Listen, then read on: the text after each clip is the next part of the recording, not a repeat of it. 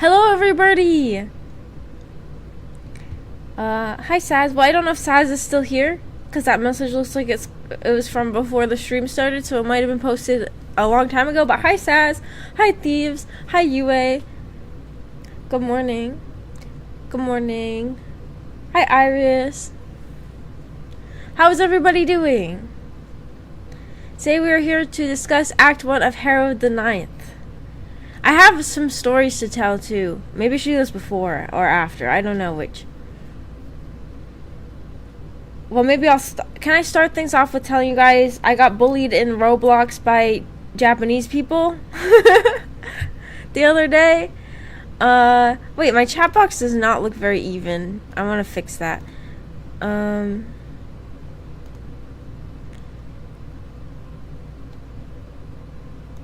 The scene where they were traveling through the river gave me nightmares. Oh, yeah! Did everybody like it, the book, so far? Well, first I'm gonna tell everybody, because I already spoiled it a little bit. I've been practicing my Japanese more, and I decided to see if they had any games in Roblox to help you learn Japanese, because there's so many games in Roblox. But then when I typed in Japanese, there was only one game that came up, and it was Japanese high school roleplay. And there was only like 12 people in the game, and I was just curious what was going on. So I went in there, and so first of all, I immediately, at the very beginning of the game, there was a bunch of Japanese people talking with the voice chat on, because nowadays, my cats are fighting. Because nowadays, Roblox lets you turn on voice chat even if you don't have like an ID. Like, they used to require an ID for it, but now they're like really lenient with it. And they were saying like that poop is delicious. They were saying like unchi wa oishi or something. And they were also like moaning Okasan, and I was like, what the hell is happening on the Roblox Japanese high school RP? And then I found some English speakers in a corner typing in typed chat, and they were like, yeah, I come here to practice Japanese, but the people online are really crazy right now, so I can't really do that very easily. And then the Japanese people saw me, and they saw my avatar is wearing like an outfit that looks like Jirai K clothes, and they started crowding me and screaming. I don't even have voice chat, so I couldn't really say anything back. Like, I typed in the typing chat, but they weren't paying attention. They were crowding me and pushing my avatar around and screaming, Jirai Ona, Jirai Ona. Well, I said that with a really strong American accent, but because of my clothes, I was like, oh my gosh, I got scared and I left. I just got bullied by Japanese people the other day on Roblox, and it was very, it was just an experience I wanted to talk about. Anyways, we're here to discuss Harrow the Ninth, Act 1. I'm still reading a bit at page 123. Wait, let me see how far in the book that is. Oh, so you have like 10 pages before... You have like 10 pages before you get to Act 2. I didn't know if I should have made the book club another week or something, because I didn't know, because like most people only got their book like last week, I think, so that only gave you guys a week to read, and usually you guys have like 2 weeks to read, so I didn't know if I gave you guys enough time, but people on the Discord were saying it was okay. Harrow the Ninth, Act 2, a book. Act 1. Yeah, we've been doing a book club. We've been doing, we did the first book in the series a while ago, and now we're doing the second book. Hi, Saz. Maggie Real. Sounds like an honor to be bullied by Japanese people on Roblox. The one girl, she has such like a gal voice, like not like an anime gal, but like when they will have, this sounds so bad, but like when they will have like a Like sometimes in VNs, like there will be like a gal that's like a background character that doesn't have like a sprite or anything, that's just there because they want to complain about like normies and she'll have like a really gruff voice. Like Fureiraba has like the beginning of Fureiraba has someone like that. And that's what this girl in Roblox sounded like, and it was so intimidating. She had like a really gruff, scratchy gal voice. What are my cats doing? It sounds like they're digging through stuff. Oh, it's because I have a shelf that has like plastic bags. Like I keep like shopping bags because I use them for things sometimes. But the cats always get into that shelf and they knock down all the plastic bags, and I think that's what they're doing right now. And now Winnie's meowing. Winnie! I'm sorry, my cats from every stream. People who play Roblox deserve to be bullied. Don't know how to read. Want to read it to us on Discord sometime? I would. I don't know. I wouldn't mind reading it to you guys. I just don't know if I would have that much time. I feel like nowadays I'm always doing stuff because of school and work. I barely even stream anymore. I feel like I would start it, but I don't know if I would keep up with it and finish the whole thing. You guys would just have a cliffhanger. It's fine. I woke up a bit late, but I'll be done in 20 minutes at most. It was... How's everybody feeling so far? The tone of this book is a lot different, first of all. And yeah, they're second person, but has anybody noticed that certain chapters are second person and certain chapters are third person?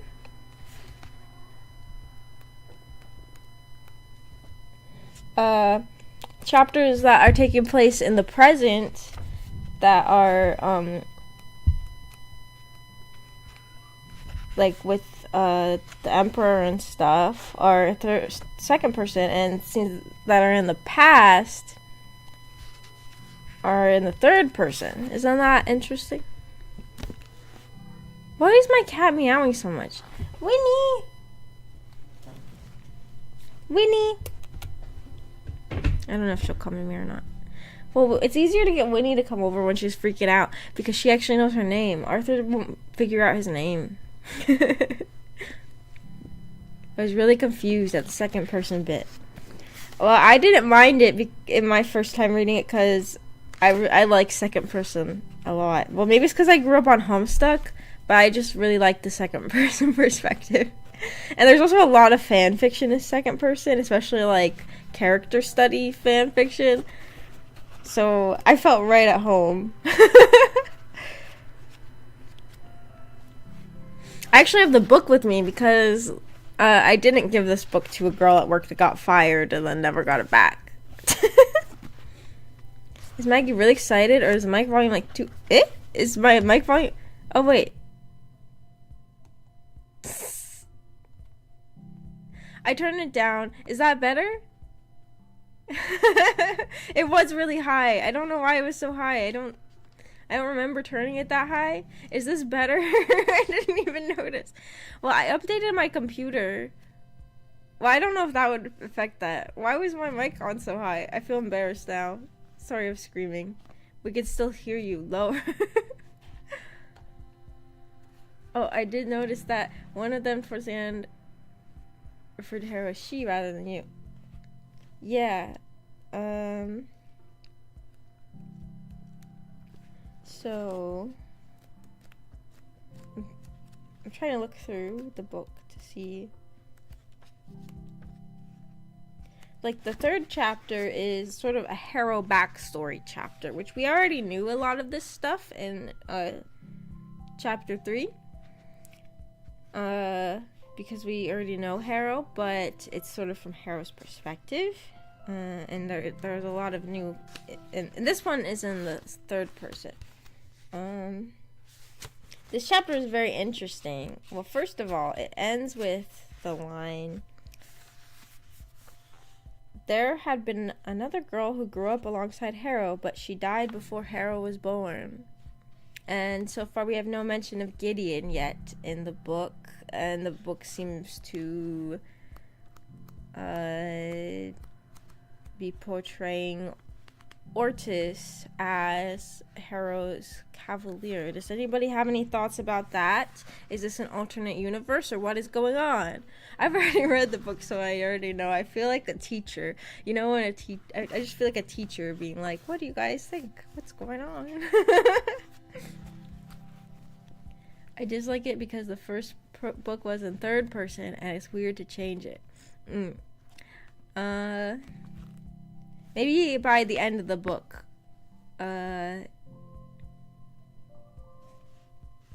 we will discuss the perspectives, and was it a useful tool? I don't know how to talk about this.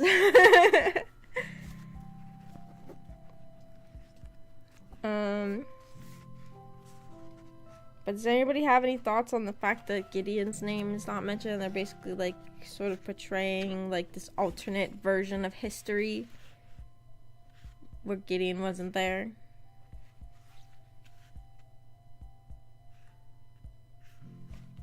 I guess nobody has any thoughts on that. Oops. It's weird. Also, Gideon was kind of mentioned in the river scene when one of the child corpses with red hair. Yeah! Wait, I'm trying to find the river scene. Yeah, that did happen. So that sort of makes it seem as though, yeah, like Gideon did die as a kid. Why is Arthur meowing now? I'm trying to get Arthur to stop meowing at the front door by like spraying him with water when he does it, but he doesn't. I think sometimes he wants me to go spray him with water.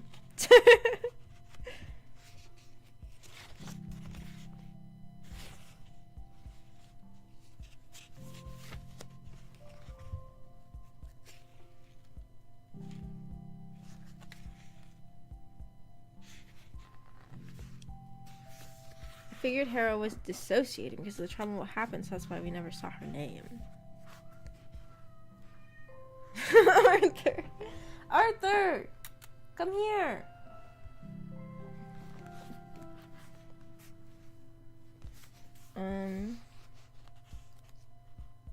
That's a good theory. I feel like the other person I got to read this book was Amiko, and when I would ask her this question, she'd be like, I don't know. She didn't have any theories. Also, it's not alternative since it also said she was possessing someone in the fight with the bone monster. Oh, it did say, I forgot it said that. So yeah, what's going on then?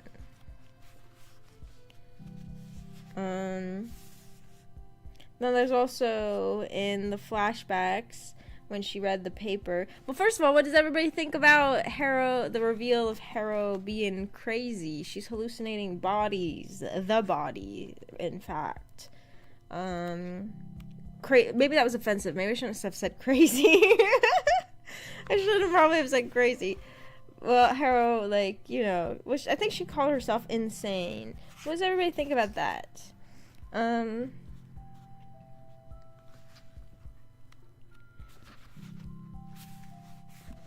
And then there's also, Ortis has a paper that, Harrow reads, and to her it says, "The eggs you gave me all died, and you lied to me." But then to Ortis it looks blank. Probably shouldn't have been surprised if she's crazy, just a little loopy.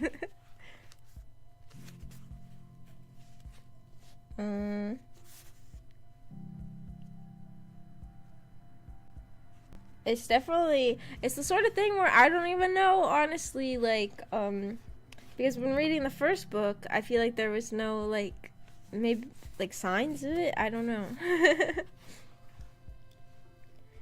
That makes her more attractive. Other than that, I don't have any more thoughts on that right now.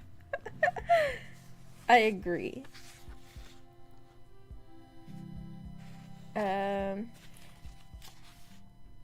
Where is the river scene? Oh, we met Mercy Moore, and what does everybody think of Mercy Moore?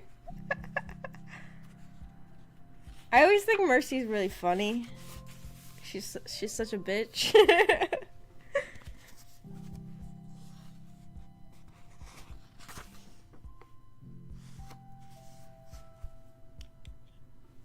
Oh, sorry, I'm making weird faces. It's because I'm trying to hold this book in a place where I can read it and still make like a normal face, but it's not working very well. You liked Mercy? Yeah, I think she's really funny. I remember Amiko hated her. I think she's really funny. And saying so Mercy and the Emperor. Any thoughts on the Emperor so far? Emperor and Mercy. Oh, Ianthe, any thoughts on... When I'm just asking about every single character, maybe we should focus on one at a time.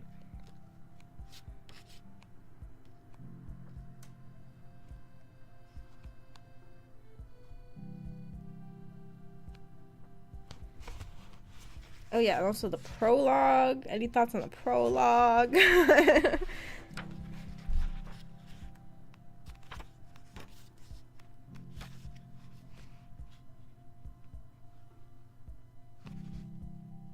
Any thoughts on... sorry, I'm asking a million questions. We'll focus on one thing at a time. Everybody liked Mercy so far. Does anybody have any thoughts on the Emperor so far? Oh yeah, with the Emperor there was that scene... See, I didn't reread this book before the stream. I listened to the audiobook like a while ago, like maybe a month ago, but I don't remember what happened. I don't remember what happened in this part. Ianthe's cool, but not enough vor scenes. Vor. Maybe the kissing scene counts.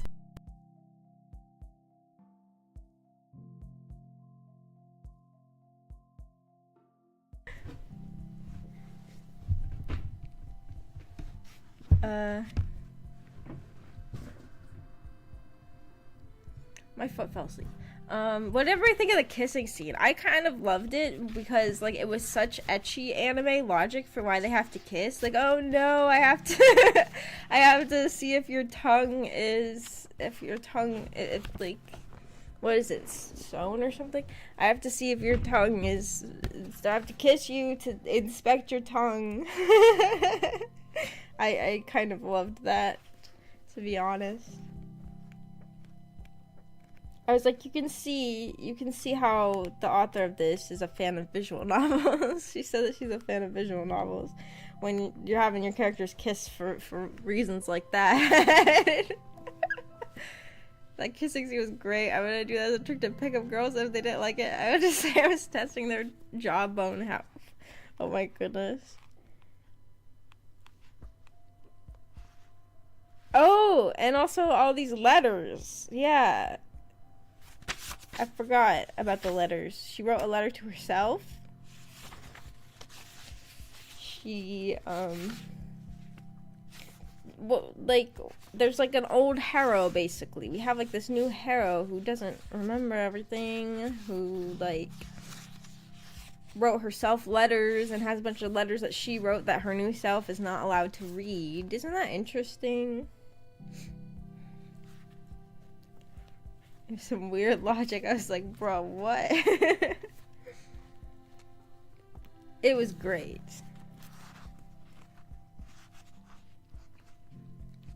There were a lot of letters in this book, and they made up a lot of words. Not letters like that. She wrote, like, I'm trying to find the page that has it.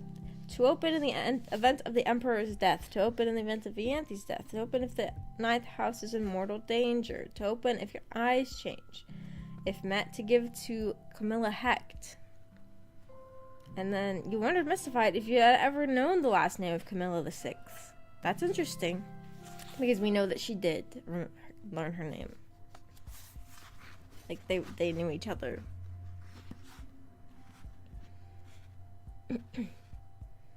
And then also, the book literally opens up 14 months before the Emperor's murder. Isn't that interesting? There's like so many things to talk about. There's just so many interesting things that, well, it's like, but there's so many interesting things that we could talk about, but we can't really talk about that much because we don't know. There's just like a lot of things being built up that we're like, but I feel like for the most part, everybody's just gonna be like, well, that's interesting, but I don't know yet.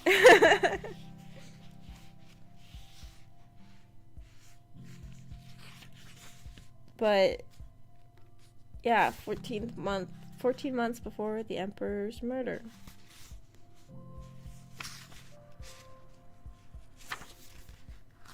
Oh wait, I think the book actually opens up, like, that's not even the prologue. The prologue opens up the night before the Emperor's murder. How mysterious.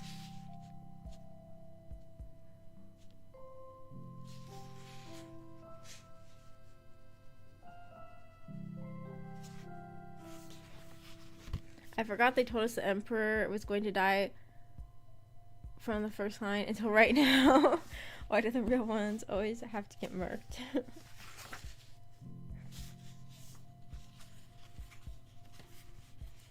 Yeah, I remember actually when I bought this book, I think before I even finished the first book, and I kept, like, one day I just, like, flipped through it, and, like, towards the very end of the book, one of the chapters had, like, something hours before the Emperor's murder. I was like, God damn it, I got spoiled. And then I started actually reading the book, and I was like, oh wait, no, they say it, like, literally at the first prologue, they say that the Emperor's gonna die. The Emperor's going to die. Spoilers. No, they said it. The night before the Emperor's murder. So that's interesting. Who's gonna murder him? And why? I mean, I know, but you guys don't. I feel like I'm bragging at this point. Like, I started off feeling like a teacher asking you guys questions that I knew the answer to, but now I feel like I'm bragging. I know, and you don't.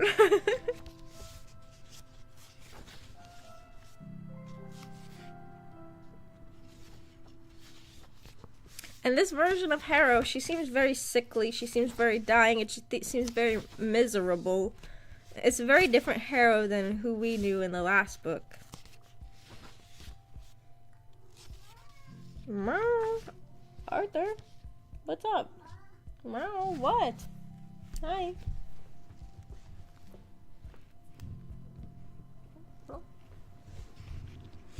Tinfoil theory, the Emperor will be someone else by the time the Emperor gets murdered. Oh, they're gonna crown a new Emperor. So the Emperor that we know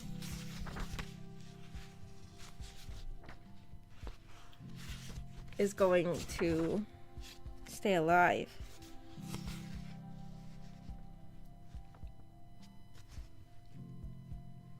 Well, it's also interesting because the Emperor is pretty much God, so what's going to happen if the Emperor dies, you know?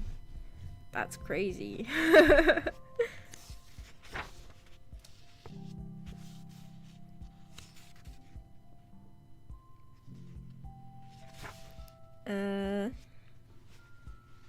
Oh yeah, there's one part in Harrow's backstory that always just makes me feel emotional. I don't know if anybody else cares, but, like, you know, Harrow, her 200 babies were killed to power her necromancy.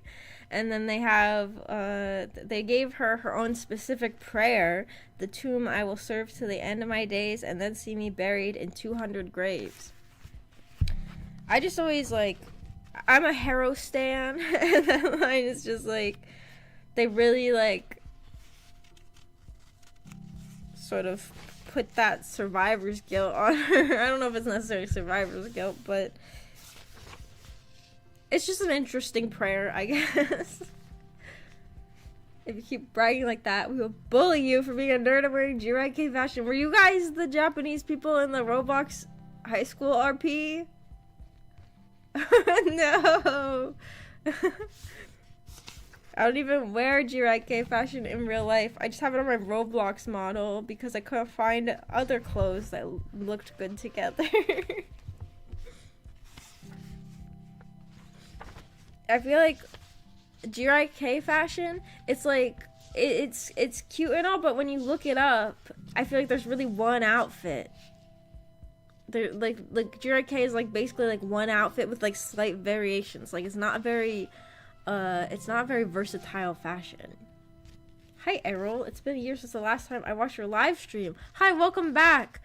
Unfortunately, this isn't really the best stream to come back to, though, because this is a book club, so you're going to be really confused. Because we're talking about a book that we all read together. Unless you happen to read this book in your free time. We're talking about Harrow the Ninth. My cat just hissed at the other one. I feel like when I'm on stream, the cats get more excited because I'm talking to nobody. Yeah. But hi, Errol. Welcome back.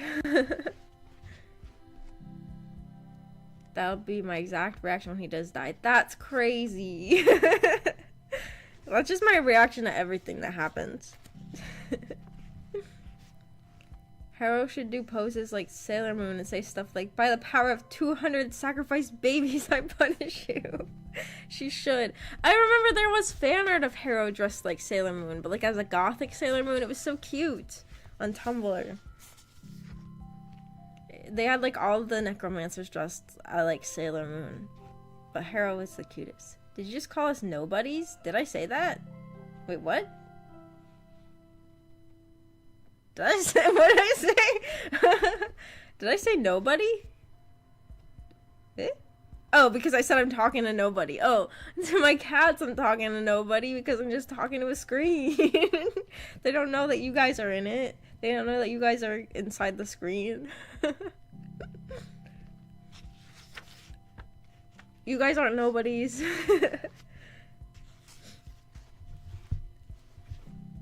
The cats seem like they might not be freaking out anymore. I don't know. It's fine.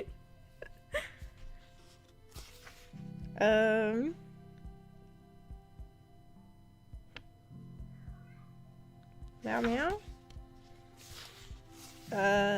Sorry, I was meowing because my cat meowed. I don't know if you guys heard the meow though, and you just thought that I meowed for no reason. So, yeah, she wrote herself a letter. Stay alive. You can never return to the ninth house. Yeah, what does everybody think about that? She can never return to the ninth house. Like, isn't that crazy? At the end of the first book, she's like, why are my cats freaking out so much?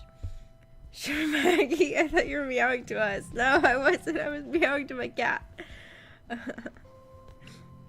At the end of the first book, the Emperor is like, will you become my lictor? And she's like, well, I will have to go back to the ninth house someday to make sure everything's going okay, but for now, I'll be your lictor.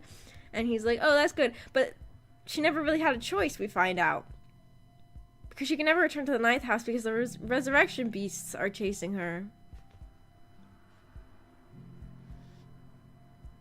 Does anybody have any thoughts about that? Like, that's a little bit, like, what was he gonna do if she said no? Sure, Maggie, we did hear your cat. It's totally not... what if I had no cats and this whole time I was just able to do, like, really... That'd be weird, though, because then, like, my one cat, Winnie, her voice is like, rah, rah, like, she doesn't even sound like a normal cat. So I would be, like, specifically pretending to have a cat, but, like, be doing, like, a really weird cat voice, like, that most real cats wouldn't have. It would just be strange. I would be impressed. But then, like, also you always hear my cats running around.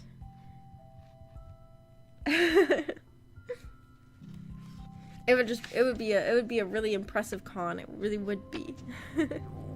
My tummy just growled. Oh, that reminds me of Yuzuki. What was her name? Yuzuki Roa? I even forgot her last name. She was my favorite when I first became a VTuber fan, and now she's been gone for like 7 years or something. Nichi-san Yuzuroa. Well, one of her little gimmicks was that she would always call her cats dogs, and she would always call dogs cats.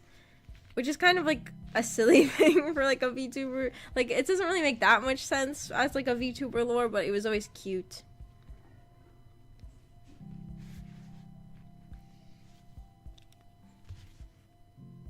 Some of my GF's cats sound like monkeys. Really? The cats are going like, ooh, ah, ah. I had a quote from one of the last pages.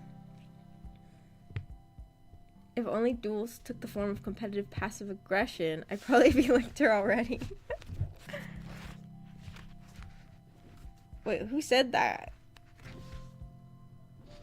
Oh, she probably said it like in the flashback scenes. Oh my goodness, that is so Harrow.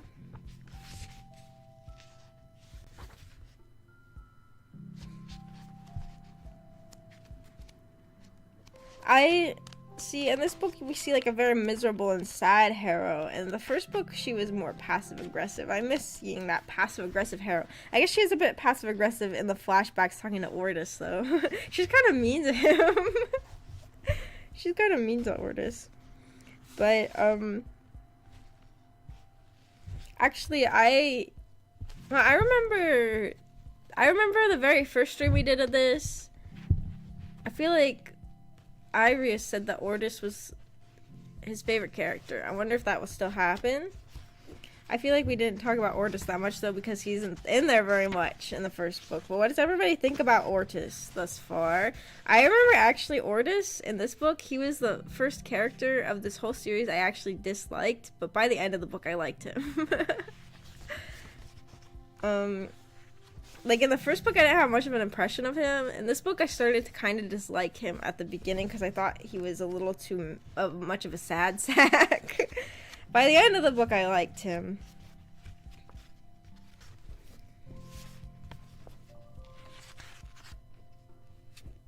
I guess we haven't seen that much of him thus far though.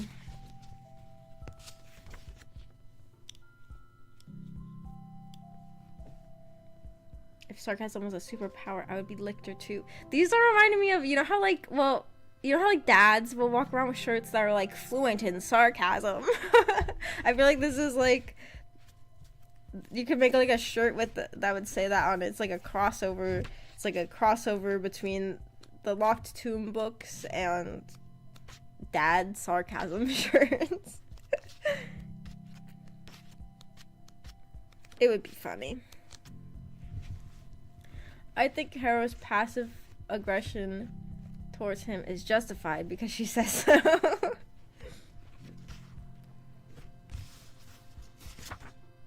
Oh yeah, we got a full, I forgot we got a fuller version of the eggs you gave me all died.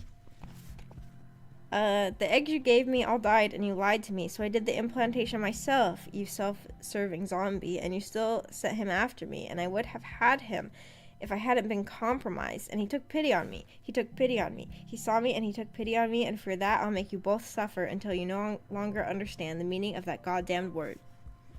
Now, I remember when I read all these parts with all these like little notes and stuff from a mysterious person who Harrow may or may not be hallucinating. And I remember having zero thoughts at all. I had zero predictions, zero thoughts. I could not decipher what was happening.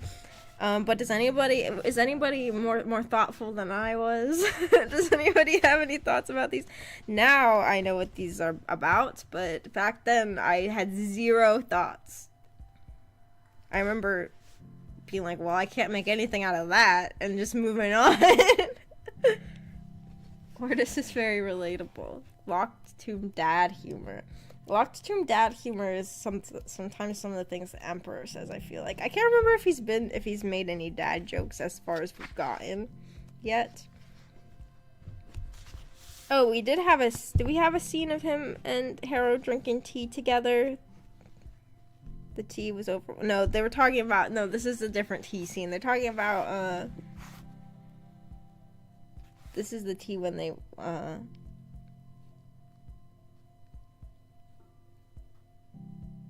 when Ordis and Harrow got to the Canaan house. They got to Canaan house in Act 1? Yeah, I guess so. So then, wait, hang on. So we've seen the part about... Let me make sure I'm not spoiling anything for every pony.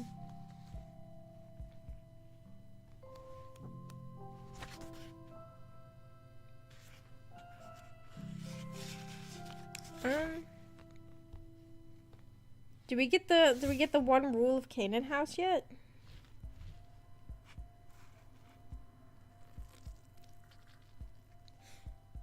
Yeah, I had no idea. I'm like, sheesh, somebody needs a Snickers. I had zero ideas either.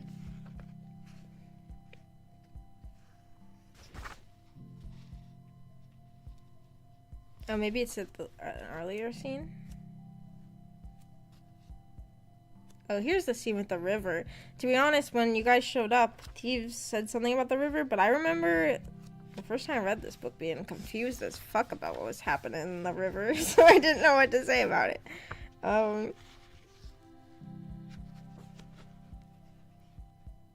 The concept of the river is interesting. The river is kind of confusing to me. I even get confused in subsequent mentions of the river. Maybe I'm just dumb, but the river...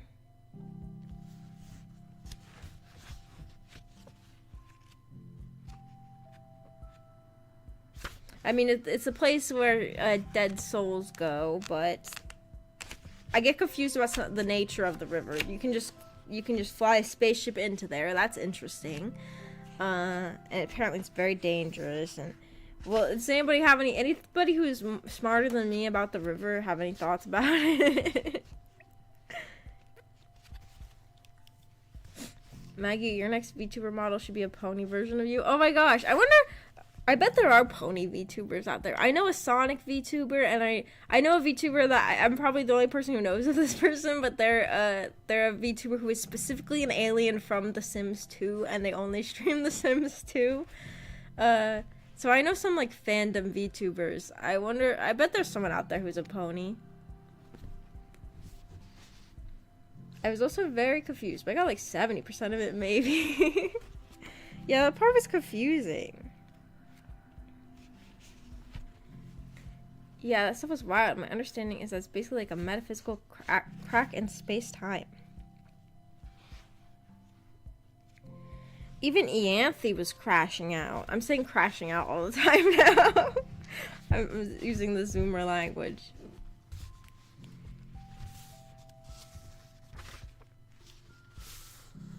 Ianthe was screaming and stuff.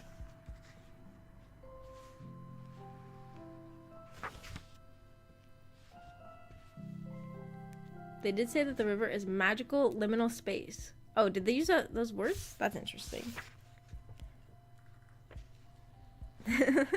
liminal places, liminal spaces. The liminal, like how they always... Sorry, I'm trying to make a joke, but it's not working. I was trying to reference the games that are like liminal spaces. Never mind. Stop with the Zoomer lingo, Maggie. Every time you do, I age 10 years at least. Oh my gosh, you must be so old now. This is scary. Because I feel that... Well, how often do I say... Well, the one stream I said skibbity... What the Sigma? I said what the Sigma like 10 times in a row. You have to be like over 100 by now. Maggie's a skibbity Rizzler. Yeah, I am. I'm a skibbity Rizzler.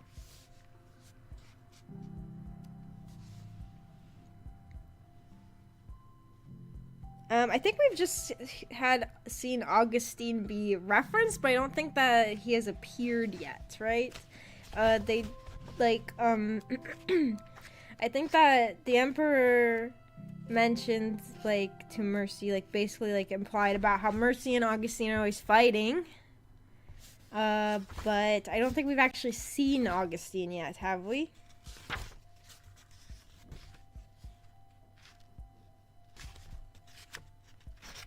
Augustine, the other lictor.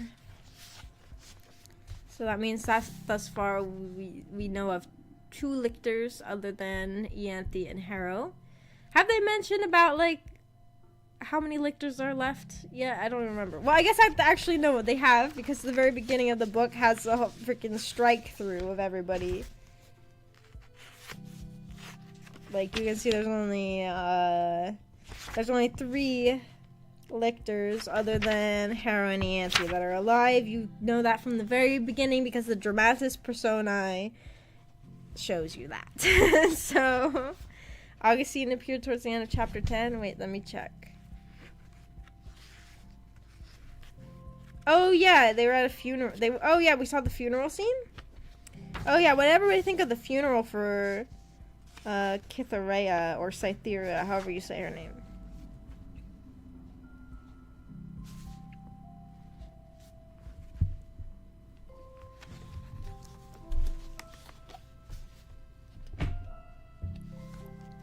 It's already over 100. I was born in the early 19th century. Are you a vampire? You were confused.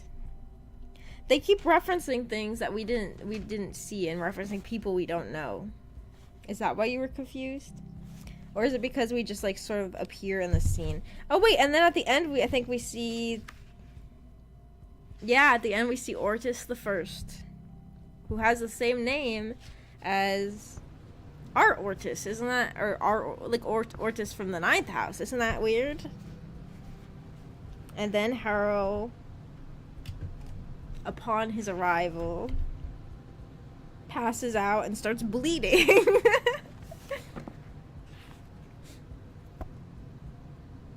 Can't wait to see it again, since she apparently killed her again on that last page. Wait, what?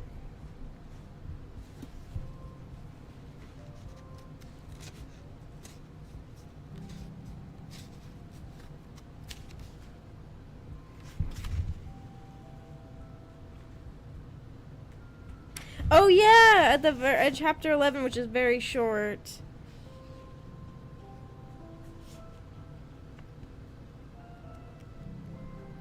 Yeah, they're gonna have a second funeral. That'd be so funny.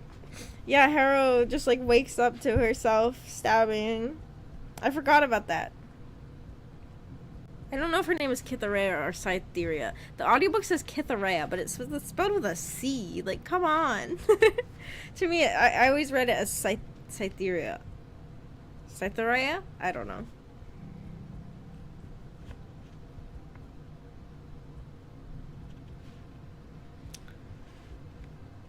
Yeah, it's because they keep bringing up people. Yeah, they do this the whole damn book. Honestly, they bring up people that you don't know, and then like by the end of the book, I still didn't really freaking know these people, but like the fandom has like latched on to these tiny little references of people that we've never seen, and like has created like whole personalities for them. And I'm like, I don't even remember like who's who of all these people who are already dead. Like all the other lictors. It's probably a coincidence. It's a very common name after all. Ortis. My most distant cousin's dog's goldfish is also called Ortis. Wow. What a coincidence.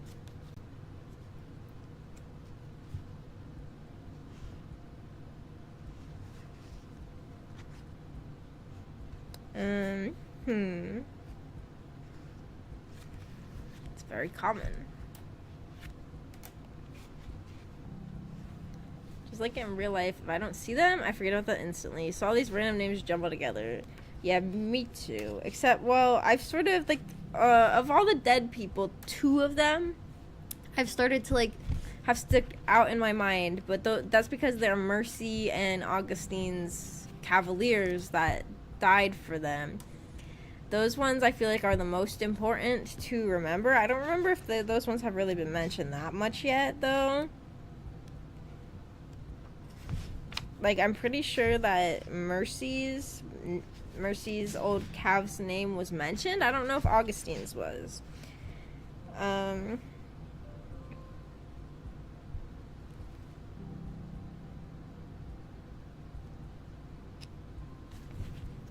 Yeah, those 2 are the only ones that really matter, but I feel like it would be easy to remember their names by the end because they get mentioned the most because they were the cavaliers of the people who we actually see who are alive.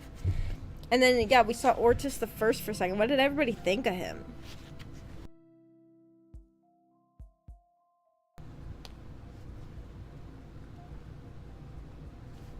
And, yeah, number 7. So the seventh resurrection beast is chasing after them. Does anybody have any thoughts about resurrection beasts or anything, too? I'm pretty sure that the Emperor explained it towards the beginning of the book a little bit, but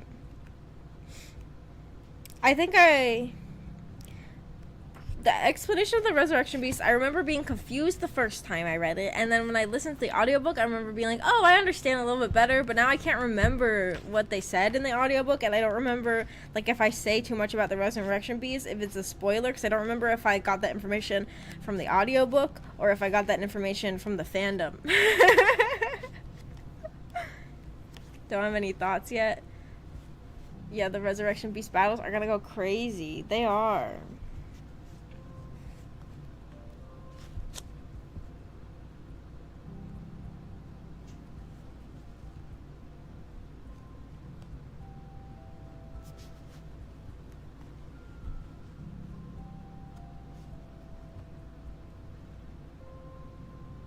Oh yeah, we find out that Mercy is the saint of joy, which is funny because she's not very joyful, and Augustine is the saint of patience, which we don't know Augustine that well yet, I don't think, but that's also a little bit funny. And Ortis is the saint of duty, which is the most fitting out of all of the remaining lictors. The Emperor said the resurrection beasts were born when the Emperor revived the universe or something. Reviewed the universe. Yeah. Yeah. I'm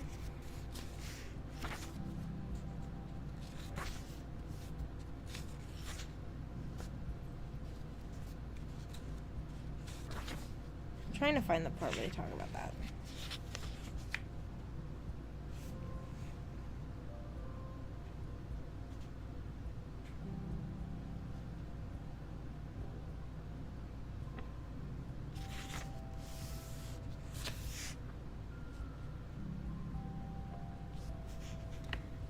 Basically, through abominations seeking blood. Yeah. Well, I guess that's all we really need to know.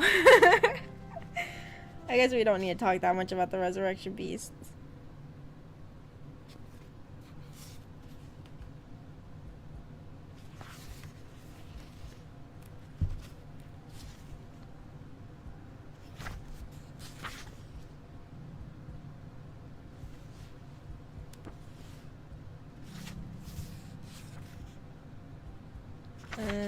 Yeah. I don't know. Is there anything else we have to talk about? I feel like I've talked about everything that's in the chapters that we've read. Does anybody have anything? Oh, I like the part where I just like Ianthe as a character, and I like how earlier in the conversation that she has with Ianthe, Harrow says that Corona Beth is probably dead. And then they continue having a conversation like normal, but then Ianthe's like, hold out your hand and stabs her, and it's for the remark that Harrow made earlier. Just don't suggest my sister is dead to me ever again. Like, I just like Ianthe. Like, that's, like, the way she does it so calmly. She just stabs her so calmly after they continued having a conversation for a while after she said the thing that pissed her off. Page 42 is the resurrection beast. Meow. Sorry, I was meowing at my cat.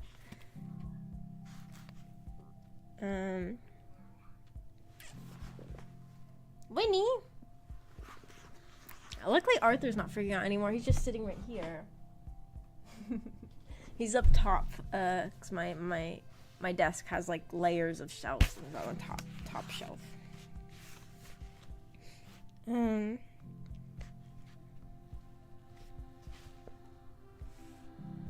When I was younger, those 10,000 years ago, and I brought us back from the brink. Winnie, what's wrong? Winnie, come here. I don't know what's going on with her. When I was younger, those 10,000 years ago, and I brought us back from that brink, all those revenants scuttled off to the farthest parts of the universe as the soul runs from its corpse in the first blind fear of transition. I've never seen a planet make another in the same way. I've seen lesser monster, minor beasts, but nothing. That's not the part where they talk about that. Oh wait, where do they talk about them actually appear? Well, I don't know.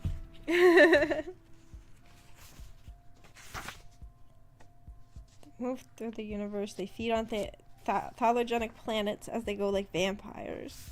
So I guess they talk a little bit about them. They don't really talk about... They just talk about how they work. For some reason I thought they talk about how they originated. Oh, they hunt whoever has committed the indelible. I don't really know that word.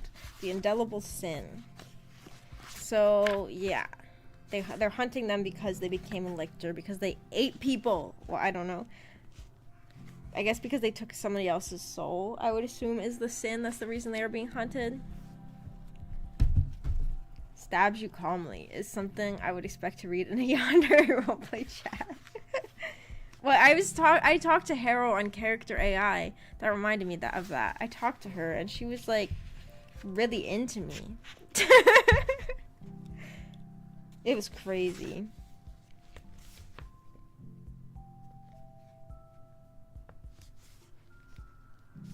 And Harrow has to learn that sword, and she hates that freaking sword. I forgot about that. The cursed sword that she fucking hates.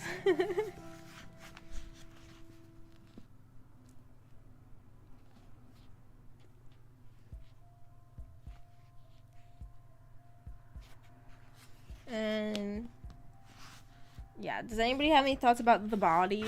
The body, the girl in the tomb that Harrow hallucinates. Any thoughts about that? I don't know if anybody would have any thoughts about that, but we just haven't really talked about that yet. There were a lot of words I did not know in the first fourth of the first act. Is it because the Emperor was just saying things?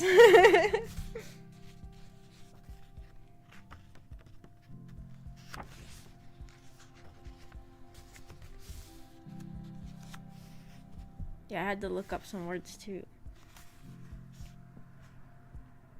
Yeah, there are big words.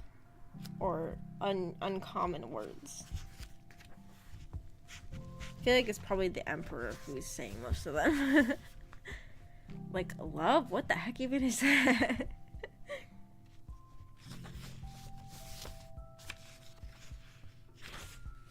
A lot of people were saying things and I was confused. This book is really confusing.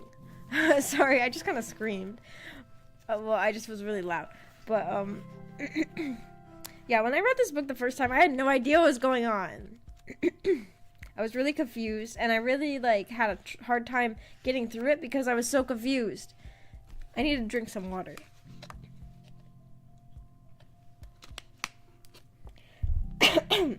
Sorry. It's a confusing book. But luckily we have a book. Like, I had a really hard time, like it took me forever to finish this book because I was so confused. But since we have a book club that's sort of putting a deadline on it, I feel like we'll make it easier for people to get through it even if you are confused. Although, thinking about it now, the period of my life when I was reading this, I was, like, super sleep-deprived and miserable. It was, like, at the end of last semester when I was doing horribly because every single class had, I had so many essays all due at the same time, and I was, like, freaking out. And I remember, like, in between, like, going to work, I would read this book on the bus, and I was, like, so tired and sleep-deprived that it was hard for me to even read it. And I'm, like, why? Now I'm, like, that was horrible. I was reading this book when I was barely able to even stay awake.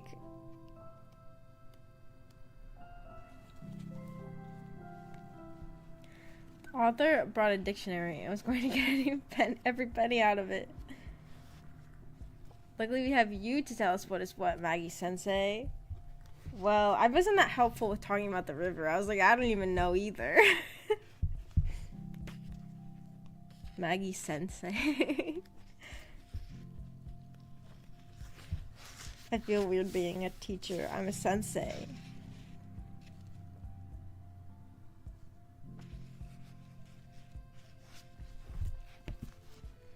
I Finally found the beast information. They're born from planets that have had thalurgy converted to thanergy. Oh, okay. So I knew that, but I wasn't sure if they said that. I wasn't sure if they said that in the book, so I wasn't sure if I could say that or if it would be a spoiler. So they do have that. They're born from planets. That's just something that's like really important plot-wise for like later details that I like completely missed over on my first reread and had to learn from the fandom. And yeah, so that's good information to remember. It makes it just, I mean, it's not like essential, but it makes some things that you learn later on more interesting. Like, because the first time I read this, I was so confused. Well, I guess part of it was probably because I was so sleep deprived.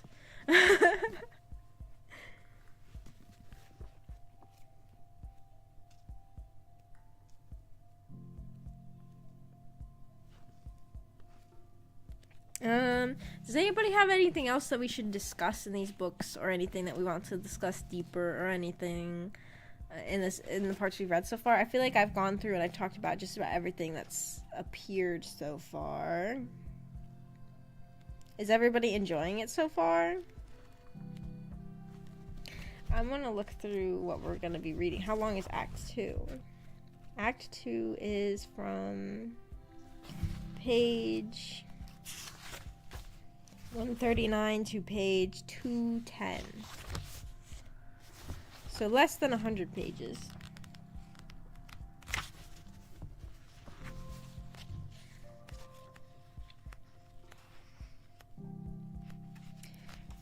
I have some moments of this book that I am obsessed with and could talk about forever, but I think that that's probably going to be maybe Act 3 is when we're going to be able to discuss like my favorite scene in this book. Like how in the first book I had a favorite scene and it was the fight between Camilla and Marta. This book I have a favorite scene too. But I think that it's probably in Act 3 or maybe even Act 4. But I'm very excited to talk about that scene with everybody. I made a note saying to talk about something from page 97, and now I can't for the life of me remember what I told myself to remember. Where's page 97?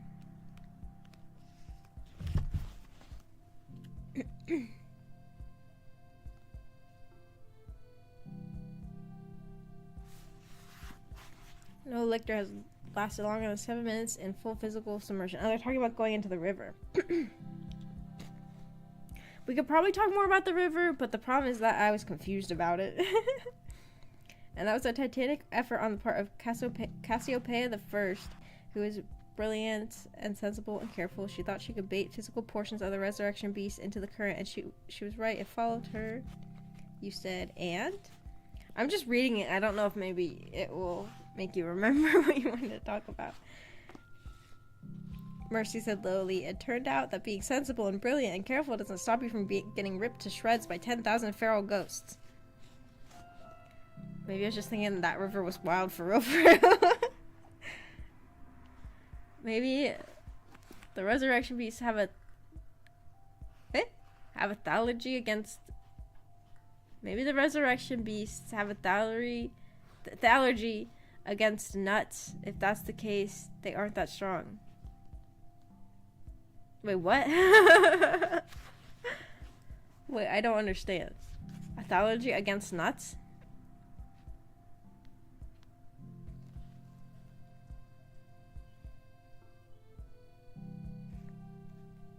I don't know what that means. I'm trying to think about what that means.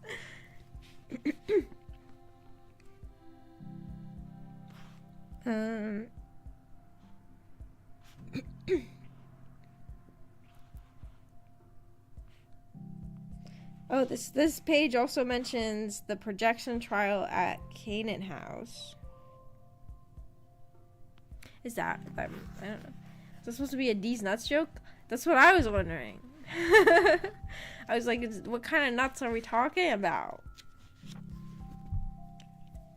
Have a thalurgy against nuts.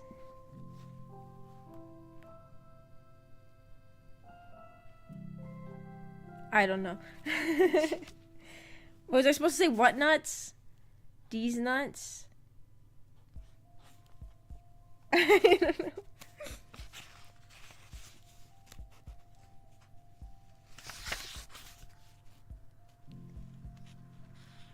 It was a thallergy allergy joke. Oh. They have a thallergy allergy. Is the next stream going to be just Act 2? Unless you guys... That's what I thought. Unless you guys want to read further. Act 2 is from 139 to 210. We can read more than that if you guys want to, but will that be hard for everybody? Because, like, let's see when Act 3 ends. Well, also Genji, Genji needs to catch up with everybody. If he's still gonna, I think he said he's still gonna read it. I hope that his whole situation with his family is going okay. But Act 3 is pretty long, so it'd be kind of hard to read both Act 2 and Act 3, probably. I don't know, because Act 3 ends on page 364. Starts at page 213. Wait, Act 3 ends on 2... Oh, wait. Oh, my God. I got to... That's Act 4. Never mind. Sorry. I combined Acts... I combined Acts 3 and Act... Wait, no. Wait. Oh, yeah, I did. I combined Act 3 and Act 4 together. 295. Whoops. I was like, wow, Act 3 is really long. Yeah, it does end at 295.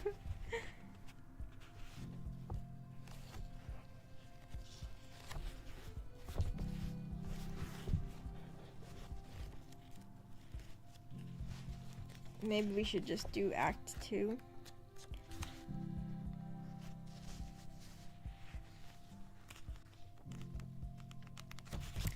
Yeah. Act 2 is way shorter than Act 1. Well, that'll be good for Genji to catch up. Maybe book 4 will be out by the time we're done with 3.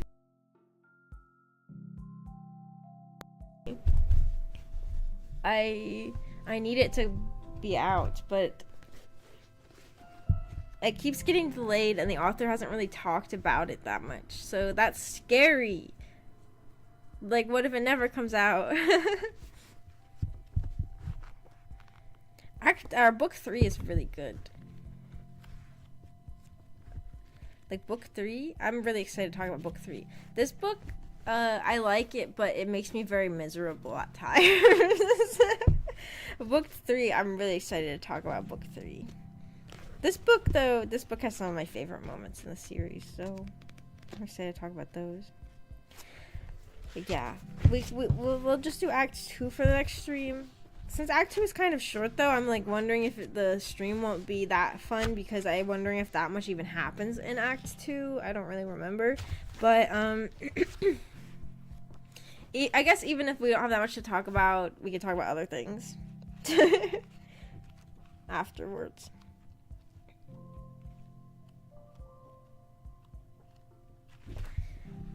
The author, I forgot. She forgot she was writing it. Everybody keeps talking about how, like, it might be turning out way too long and that she might separate it into 2 more books. Because originally this book series was only supposed to be 3 books, and then she added Nona the Ninth. It was originally just supposed to be Gideon. Yeah, originally, yeah. Well, I don't know if saying the titles of the books is a spoiler, because they have it at the front of the page. So I guess it's fine to say. Originally it was supposed to be Gideon the Ninth, Harrow the Ninth, and then Electo the Ninth. But then she put Nona the Ninth as its own book, and people are saying, what if that happens again? Because what if it's getting too long?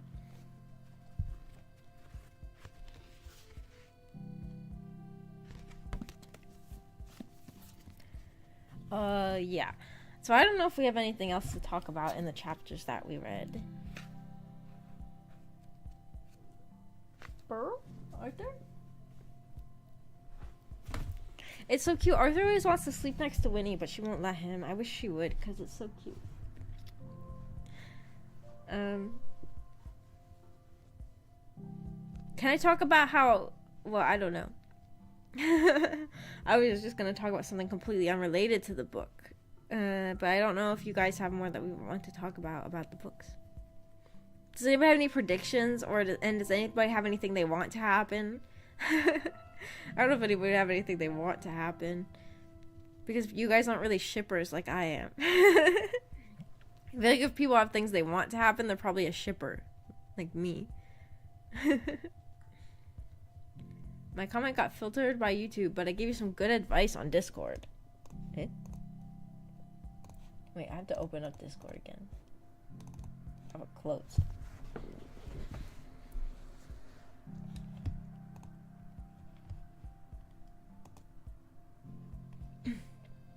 Do what all sensible people would do and write some death threats on there on Twitter so she'll release the book sooner. Most reasonable thing to do on Twitter. Oh my goodness. I should. No, I don't know. Is it bad that I even read that comment? Am I gonna get in trouble? No, it's fine. It's a joke. It's a joke. That's a good plan.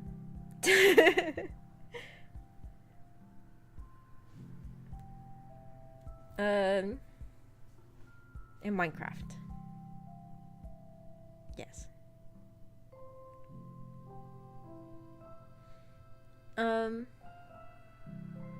I guess people don't really, you guys don't have really any predictions or anything. I hope that it won't be too hard for Genji to catch up, and I hope that his family situation is going okay. I felt so bad that we're still like streaming when he hasn't been able to read because he's going through something difficult, but since everybody else seemed like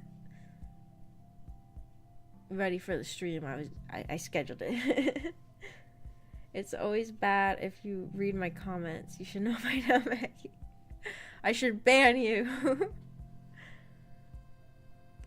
I want to stream a game soon, but I feel like I don't have that much free time. I'm always doing stuff. I'm always at school or work. Lately I've been playing Hades on my own.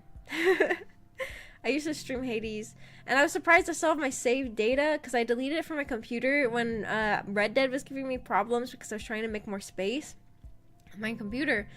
But I downloaded it again, and it still saved my saved games, and I was happy about that. I was especially because I remember like going into like the saves on my computer and deleting them.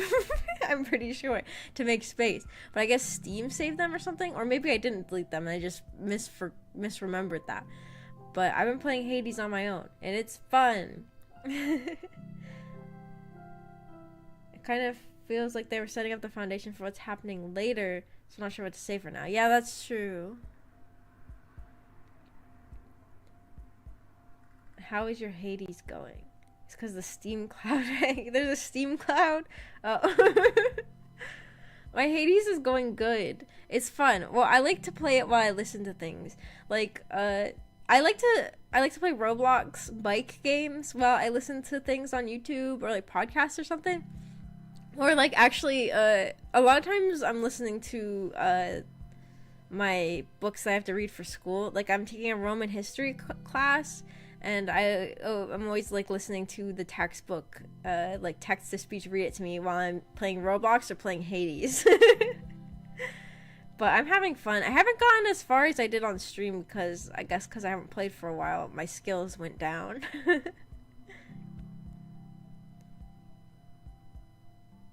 Playing Hades is pure hell, but seriously, it's a good game. It's pure hell because they're in hell. I want to play more because I want to know the plot. Well, I like the Zagreus. I like him a lot. Wait, I just realized it's kind of funny that I'm listening to a Roman history book while playing a Greek history game. Greek mythology. Maybe it's weird to say Greek history because then maybe it sounds like the things that are happening in the game happened for real. I don't know. Roman history class is so interesting. I'm having so much fun with it. And like there's so many things in that book and in that book in Roman history that are similar to the Locked Tomb series. Like so many characters in Locked Tomb are names like Roman names, but then there are even like just things like lictor. Lictor was a term in Roman history for like, was it people who were in the Senate? I don't remember what lictor means, but it was a term in Roman history. It was a term we learned in Roman history. And I was like, whoa, that's from my book. And they're also talking about how like the way names worked. People would be named like things like something the second, like women's names. Like women would be named after their father. Like Julius Caesar's daughters would be named Julia after Julius Caesar, and she'd be called like Julia the Second or something. I was like, whoa, they say the second in my book. Maybe that's a stretch.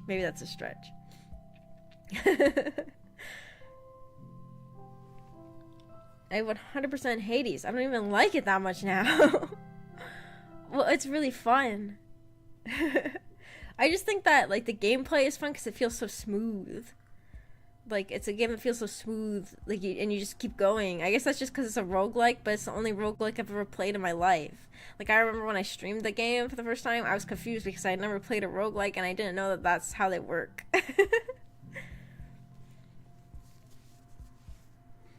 That's crazy. The Romans took their names from the Locked Tomb. That is crazy. Even like Gaius. Oh wait, never mind. I feel like that's a spoiler. I forget I said that. Did they say the word Gaius so far in the book or no? Yeah, I don't think they said that name. Never mind. Forget that I said that name. That's not important until later. But that was a name that's in Roman history. I was like, oh, I know that name. Tamsin Muir should sue Rome. Roman history is so interesting. Are you gasping because I said a name that hasn't appeared yet? And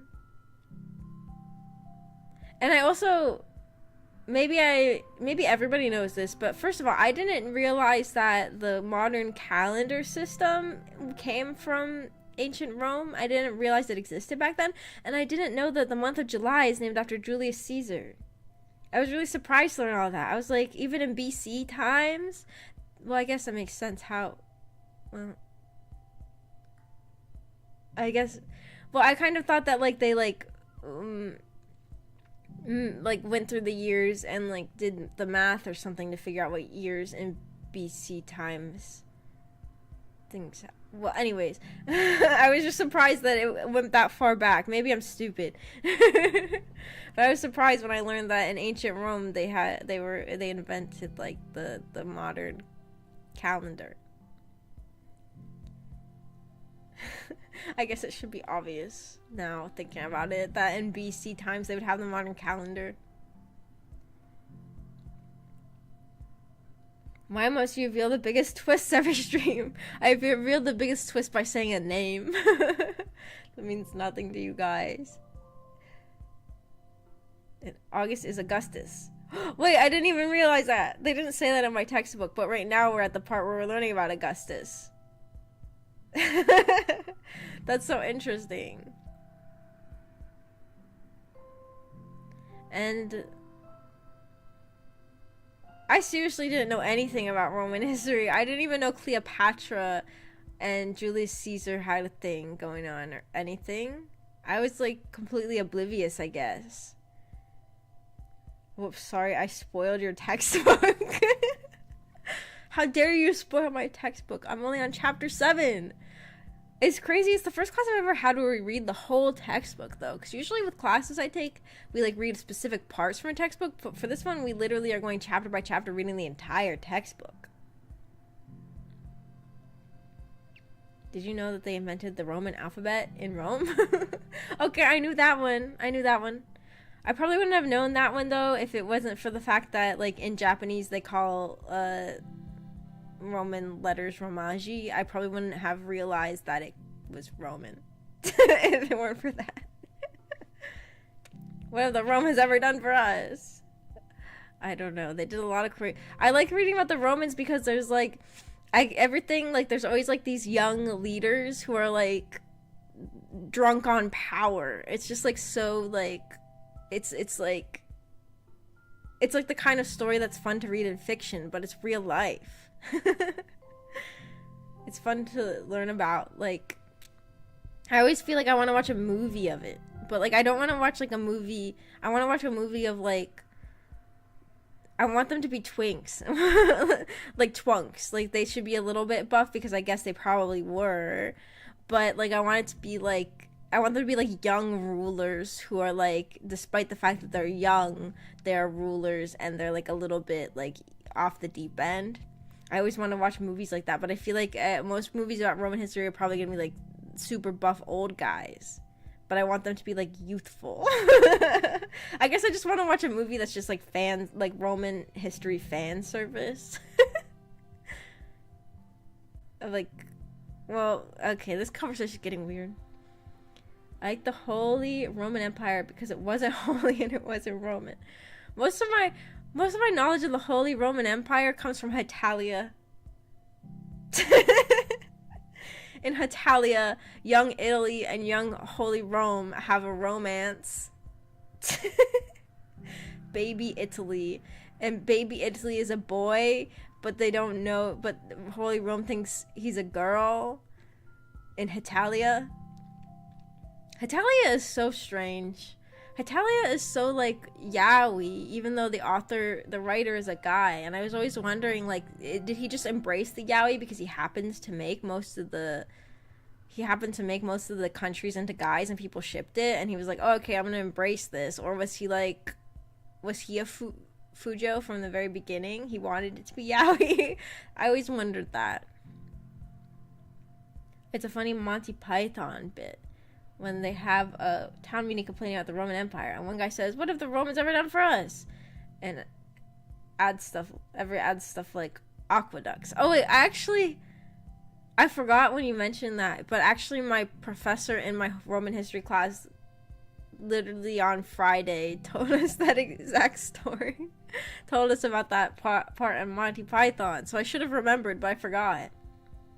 Sanitation. Maybe you'll find those kind of movies on 18 plus sites. Oh my gosh.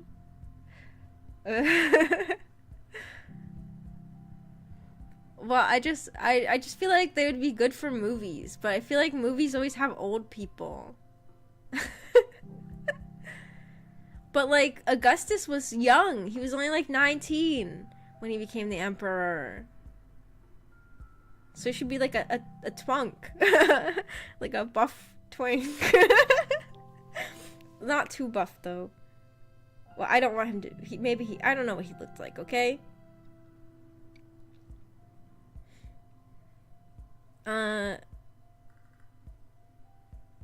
Yeah.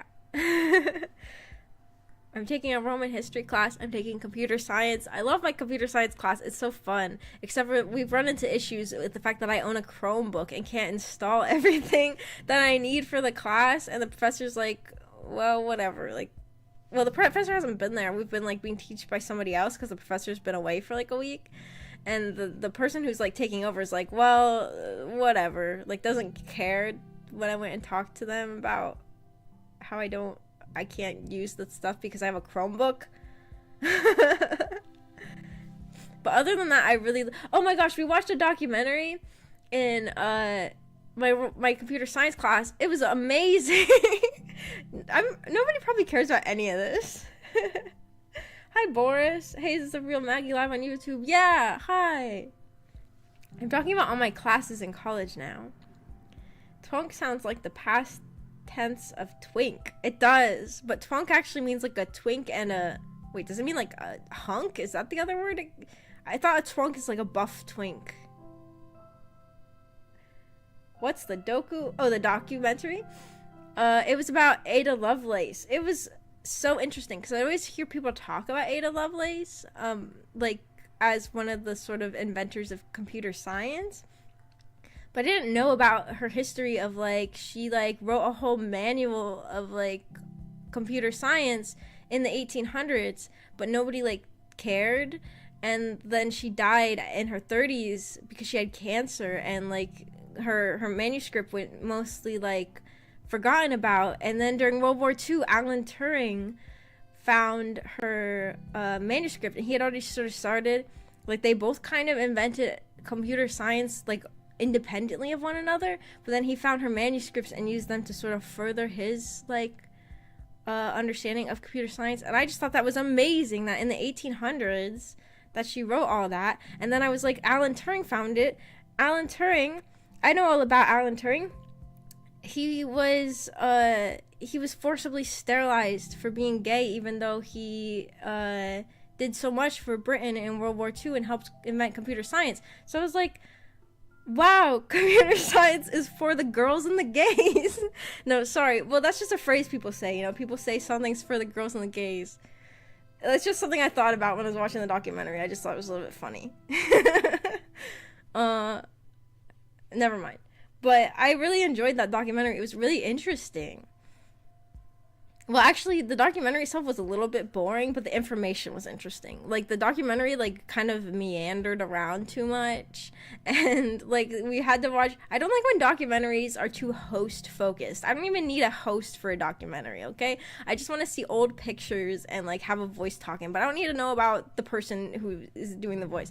But they were like, let's bring this host to, like, the horse races. And we have to watch the host bet on horses because Ada Lovelace was betting on horses and gambling and stuff. I'm like, I don't give a shit about the host betting on horses. But other than that, I really enjoyed the documentary a lot. It was very interesting. But then my professor was talking about how sort of thinking of Ada Lovelace as like the inventor of computer science is like, she was talking about how, well, she wasn't even the first one who did it, because like a bunch of people have independently throughout history invented computer science, but like it wasn't until World War II that people sort of came together to like actually do it. But like she was talking about how they were like, I can't remember what part of the world it was in, maybe it was the Middle East. She was talking about how there were like things that were found of like even earlier than Ada Lovelace, of sort of like writings of concepts of computer science. And I was like really amazed by that. And then she said like the class was interested in that, and she said the professor said she was going to try to find a documentary about that. And I was like, whoa, this is all so fascinating. Like it exists, like people are so smart. Like before computers were really a thing, people, well, obviously somebody had to invent it, but it's just so fascinating that like so many people throughout history were able to come up with the idea for it, like before, like, I don't know, it's just such an interesting idea, and it's crazy that people were able to figure it out, I guess, on their own. I don't know, I just found it so interesting. Sorry, that was a long ramble. I don't know if people care about that. Hardware, manly stuff. Software / computers, womanly stuff. They used to say that. Hardware. Is that, well, sorry, that may be, so, sorry, hardware. I started thinking about hard, well, never mind. I mean, of course, computer science is for the girls and the gays. Do you not know programmer socks? Oh, that's true. I have seen the programmer socks before. Mechanical computers. We know Maggie. Never mind. Maybe that was the original joke. Hard. Well, never mind. Sorry, I just went on a really long ramble about that documentary, but I was just so interested in it. I really like to learn things. I'm so excited to be in college because I haven't been able to learn. Well, I mean, I could have. But, like, it, like, forces you to learn things. You're put in an environment where you're learning things every single day. And I just always like learning things. Like, even when I was going back to college, I had to do, like, an interview with my advisor. And she was like, what are you excited about college? And I was like, the thing I'm most excited for is learning things again. Because, like, for so long, I was just, like, living in retail hell. And not, like, doing anything with my brain. Come on, Maggie. Now people can't even say hard without you thinking of weird stuff. Well, you said hard. You said hard and manly. Well, I guess you didn't say exactly that, but And then what's my other class is neuroscience. I'm not good at that at all. I'm too scared to check my score that I got on the recent exam, even though my professor already graded it and put it like on the website. I think I did really bad. I did so bad that like she always puts at the end of it like a little like a bunch of questions about like how do you think you did? Do you think like what study tools did you use? What will help you study in the future? And I literally like basically apologized. I was like, sorry, I wasn't focused on my studies.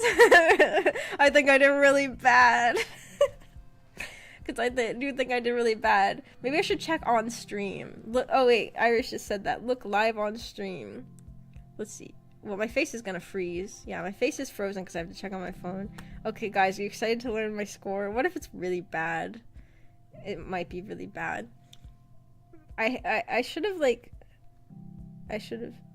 Let's see. Grades.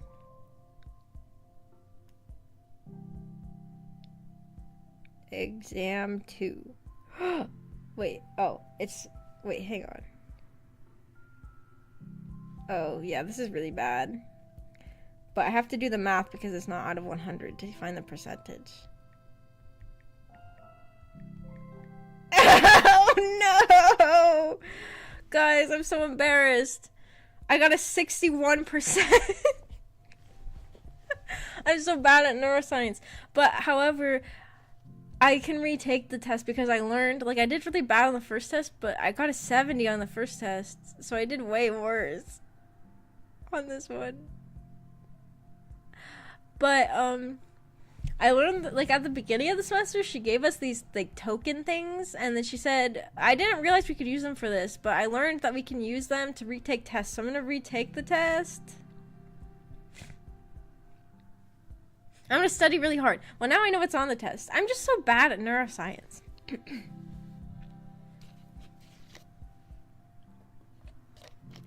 Will you ever do a teaching computer things stream?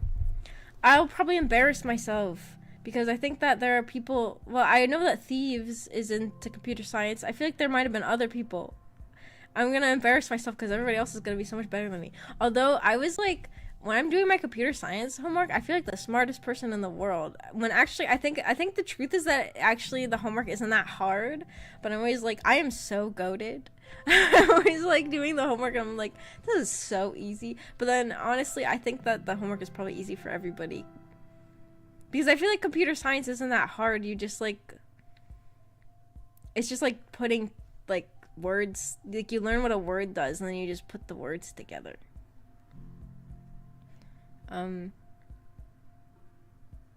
But I still am always like doing it and being like, I am so smart, even though I don't think that it's that hard. If it's bad, we can all cry together. Should we all cry together? I'm gonna retake it. Well, neuroscience is really hard. I had to dissect a brain the other day too in that class, and that was horrible. We had to dissect sheep brains. It smelled terrible. It smelled, well, it made me realize something. I bought a coat, a secondhand coat a while ago. Like, it was a Lolita fashion coat. And that coat had a horrible smell to it. And, like, ever since I bought it, I was like, what did the previous owner do with this thing? And it was, like, really hard to get the smell out of that coat. And then when I smelled the smell of the preservatives on the brain that you dissect, I was like, wait a minute, this is what that coat smelled like. I think that the previous owner was dissecting stuff while wearing Lolita fashion.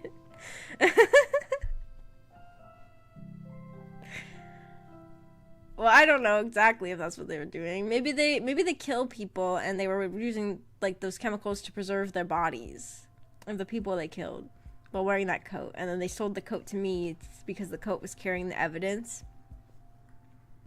And then I wear the coat over top of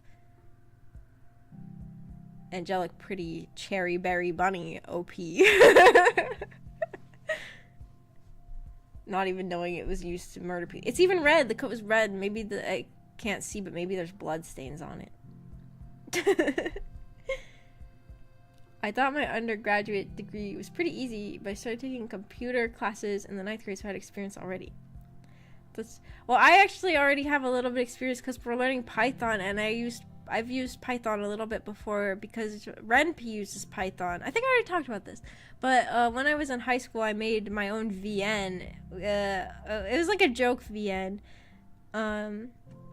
That I pretty much just showed to like friends and stuff, but RenP uses Python, so I was like, I'm kind of familiar with some of this stuff. I think I talked about it. I would like to play the game on stream, but it's very broken when I have it still because I guess I emailed it to myself at some point. But it's very broken, first of all, and second of all, I don't know what I would have wrote in there. Like, I was like 15 or something, and I'm like, I don't know if I want to, like, maybe if I play it ahead of time, but that's less fun because don't you want to see like my live reaction to the game I made? I'm like, what if there's something like weird in there? Like, what if I put like facts about my life in there? Is what I thought, because it was just a silly game I made for my friends. I was like, I don't know if I would reference things in there or anything. I don't know. And also, it has stolen assets. All of the characters in the game are characters I made in Artificial Academy 2, and then I just like cropped out the background of Artificial Academy 2 and then put the characters in the game that I made. It's pretty crazy. I also sold a sweater. I got some corpse juice on, but it didn't smell like it, so it's fine. Corpse juice?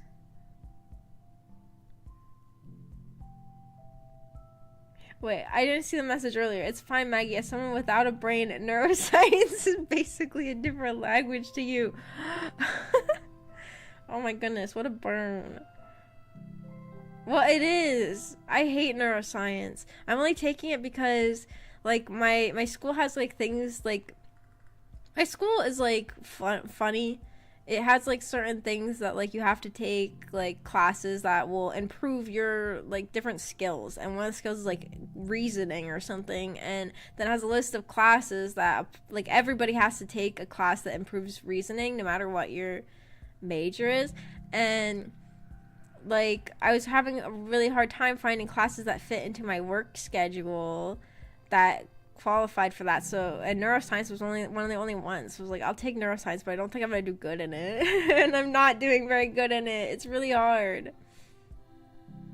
But I'm gonna retake the test. I'm gonna retake the test and get a 100, okay, you guys? And then on stream, I'll look at the results again. Lolita lab coat, new fashion trend, question mark? I think everybody should wear Lolita fashion. Oh wait, maybe you mean like make a lab coat that fits Lolita fashion. Oh my gosh, that's so fun.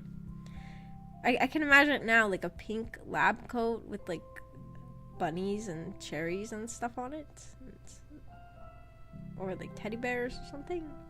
That's iconic.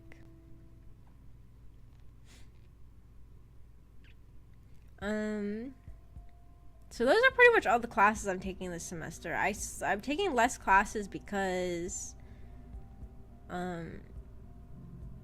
last semester I was crashing out. Sorry, I'm saying Zoomer terminology again. Because, like, well, first of all, I didn't, like, I think I had a bad combination of classes. Because last semester I had so many essays. Like, at the end of the semester, I had, like, 1,000,000 essays. And I'm not having that many essays this semester in comparison. So, like, I think I just, like, happened to get all the classes last semester that all had 1,000,000 essays. But, last semester I was having trouble juggling school and work. So I'm taking less classes this semester. So, yeah, I'm taking those 3 classes and then my required advising class. And my computer science class has a lab, so it counts as like an extra credit too. I'll settle for Okabe's coat from Steins Gate. I mentioned Steins Gate to my Regulus friend the one day, and they were like, Steins Gate? Isn't that VN supposed to be really bad? And I was like, what? Steins Gate is like... Well, I remember when we did the book club for Steins Gate. But I felt like the ending was a little bit bad, and I felt like the game overall was just okay. I really liked some things, and I disliked other things. I really liked, what's her name, Mayuri? I liked some things about the VN, but I was like, Steins Gate is the #1 highest rated VN on VNDB. I've never heard anyone say, like, the game is supposed to be, like, has a reputation for being really bad. I was really confused by that. But then my Regulus friend was like, apparently they watched some YouTuber that just really hates Steins Gate. And because of that, they thought everyone hates Steins Gate. But I was just very surprised by hearing, like, Steins Gate. That game's supposed to be horrible. The boomer term is burnout instead of crash out.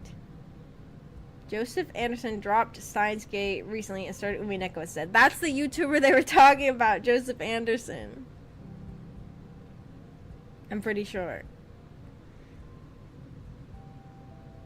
But I don't even think they watched Joseph Anderson's Steins Gate playthrough. I think that they just, like, hear him joke in other streams about how Steins Gate sucked. But then also, this person, I guess because of Joseph Anderson playing Danganronpa, has a good impression of Danganronpa. I was like, Danganronpa is, well, not very good in comparison to Steins Gate. Like, Danganronpa is okay. I really enjoyed the first game of Danganronpa, but it's like, it's kind of like, I don't know, it's not like a very artistic game. It's kind of, it's very, like, middle school-ish type of game. I need to watch Joseph more since he is streaming again, but he is streaming way too much now. I've only ever watched his video essays. I remember... Isn't he the one who did a video essay about Edith Finch? I've watched his video essays. I've never watched his streams before. Based. I didn't like the third one at all, except the soundtrack. I played the first one. I thought that it was a little bit dumb, but I thought it was fun. I really enjoyed the first one. It was the sort of thing where it's really fun and really dumb, and that's fine. Sometimes you want just, like, a fun, dumb game. And the second one pissed me off so badly I dropped it. I thought it was horrible. I have not played the third one. And, like, I remember I was really curious about, like, how the plot was going to go. I was really curious about, like, what's going on, what's the plot, what's the truth about, like, this apocalypse and stuff, but I was just too pissed off to care. Like, I dropped it once, and then I was like, well, I really want to know, like, the plots, like, I really want to know the plot ending and stuff, so I'm gonna pick up Danganronpa 2 again, and then I got pissed off again and stopped. Like, I felt like all the characters sucked. Like, Danganronpa 1, the characters were, like, kind of stupid, but they were, like, more realistic. Danganronpa 2, every single character was, like, insane. Like, Danganronpa 1 was, like, the characters were still silly and kind of over the top, but, like, they were, like, they still felt a little bit realistic. And then in Danganronpa 2, like, they were all, like, horrible. Okay, you guys were talking about Gundam. I forgot about him. He was the only one I liked. He's the breeder. He's the ultimate breeder, I believe is his name. The ultimate breeder. Yeah, I remember I liked him. And I remember his death made me sad. But everybody else fucking, like, and everybody was so gross. Like, Mikan, she was freaking nasty. Her likes was bathroom smells. And she was like jerking off, like, to her own death scene. I was like, what is this? I did not like her. I kind of liked, the lolly was really gross, but I kind of liked her because she was such a bitch. Even though she was a little bit gross and smelly. Like, why is every character gross? And then one guy was always shitting himself. Like, why is everybody gross? Half the characters are drooling all the damn time. Like, everybody was so gross. And, Nagito, I didn't really like him either. Even though like he's like a Tumblr favorite and I'm a Tumblr girly, like like Tumblr loves him a lot and they all really want to bang him, but I didn't like him. I thought he was kind of annoying. And I thought the plot twist was that he was going to be, because like he has the same voice actor and the same hoodie as the guy from the first game, the main Makoto, the player character. I thought the plot twist was that he was going to be Makoto but like gone crazy. But well, maybe that's the plot twist because I didn't finish the game, but I don't think so. I feel like if that was the plot twist, I would see more about that. And I was just like, I just don't like this. And there's no Chihiro. The first game has Chihiro. Like, we need a femboy. If the game had another femboy, maybe I would have finished it. I hated the cook too. I feel the cook dies the first round. I don't remember him that well. Maggie, what? What? Well, there were like no characters in the second game that were sexy. I feel like I can finish pretty much any game if there's a character that I like enough. Because if there's a character I think is like attractive enough. But the second game didn't have anyone like that. Like, I didn't even like the main girl, the gamer girl. She was always drooling all over the place. I didn't really like her that much. And she was just a little bit boring. The first game, I really didn't like the main girl at all, Kirigiri, but I liked the other characters enough that I didn't even care, though. The Mafia girl and the swordswoman. Mafia guy. Okay, I was confused because, like, isn't the Mafia girl and the swordswoman the same person? But the swordswoman is, like, the bodyguard of the Mafia guy, right? I didn't really care about either. You say you didn't have the hots for that Monokumushi. No. The Monokumushi. Oh, Monokuma has the best songs. Maybe I should have kept playing just to hear the ba ba ba ba ba ba ba ba ba ba ba ba. That song slaps. And then the new, I really don't like the new Usami, is that her name? The new Monokuma that they added to the second game, the pink one. I did not like her. Why is she wearing a diaper? But her song slaps. Like the bear people, their songs are always good. Well, I guess she's not a bear. She's a bunny. But I was like, why is she wearing a diaper? Why is this game like this? Why are all the characters shitting themselves and drooling everywhere and wearing diapers? I just was not having fun. The new Mono Kids and V3 were more dumb. I don't know anything about V3. Well, V3... I've seen some of the characters, but I don't really remember them that well. Because I've seen, like, them on Tumblr and stuff. There's, like, a cosplay girl. There's, like, Oma, is that his name? That's, like, the guy who, like, people who want to fuck Komaida kind of want to fuck that Oma guy a little bit, but not as much as they like, Komaida. And also, doesn't that one have, like, sort of a plot twist where you play as, like, that girl, but then she's the one who did the murder in the first trial, so you play as, like, the evil character? That's kind of fun. But I never played the third game. Also, you guys know how I used to write, like, purposely bad Naruto fanfiction, and I read it on stream? I read my purposely bad Naruto fanfiction on stream before?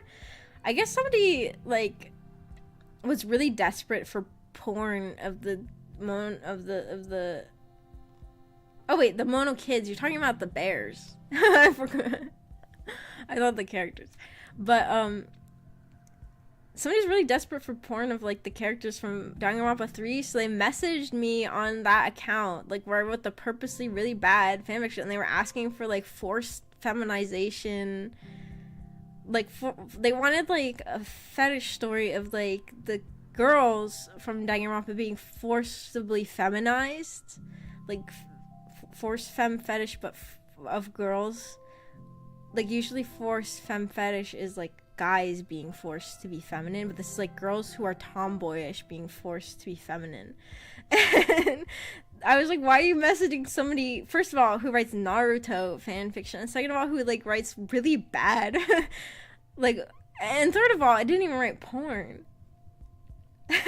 Like, I was just writing like really purposely bad stories, and I got this message from somebody who wanted me to write that for them. And it's like, I'm not really I'm not opposed to people who have fetishes like that or anything, but why are you messaging me for that? Like, you must be really desperate for that, like, for that fan fiction, to be going through the Naruto fan fiction tag and looking for somebody to write that for you. And if it's on fanfiction.net, fanfiction.net doesn't even allow pornographic writing. But I guess since it wasn't like, I guess since it's like a fetish that's not like extremely like pornographic, then I guess they would probably be okay with it on fanfiction.net. Because no actual sex, it's just like forcing makeup on people and stuff. It was like, they want the one girl, I don't know if there's a girl who's an inventor or what, but they wanted some girl to like invent a machine that grabs the other girls and forces them into makeup. I don't know. My tummy just growled. Bimbofication. I guess it's like similar, but I feel like force femme is a little bit different. I guess it's similar like visually, but it just doesn't have the element of like turning them like stupider. Can you please not expose my DMs, Maggie? Wait, you were that person? You were that person on fanfiction.net? What's the point in writing them? I don't know. I don't know why they couldn't write it themselves. I guess it's more exciting if somebody else writes it for you, because then you don't know what's gonna happen. Or do you mean, what's the point in me writing purposely bad Naruto fanfiction? That was just a hobby. It was just a hobby. Well, I guess I started writing purposely bad Naruto fanfiction because Ameko is really into Naruto. And, I wanted to make her laugh, so I just write silly stories about the Naruto characters, and then I just started posting them. I guess that's why.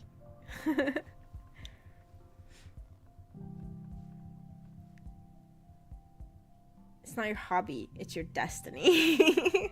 My destiny is writing bad fan fiction. It is really fun. I recommend it. I recommend writing bad fan fiction for fun. It's really fun. Sorry. I mistyped. I meant, what's the point in writing then if you're not writing fetish content? I guess that's true. I feel like you can find fetish content in anything. I always really like authors. I feel like, well, I don't know. I feel like, I just feel like there's lots of authors that, like, they will put, like, their fetish, like, hidden in things. And I don't even mean, like, they're doing it, like, in an evil way. Like, I feel like people hear that and they think, like, oh, like, the people putting, like, fetishes in, like, kids shows or something. That's not even what I'm talking about. I'm talking about, like, people who make things for adults, but it just has, like, little bits of fetish content in them. And I always respect those people. I feel like they know who they are, and they, like, they don't, I don't know. I just, well, maybe, I don't know what I'm trying to say.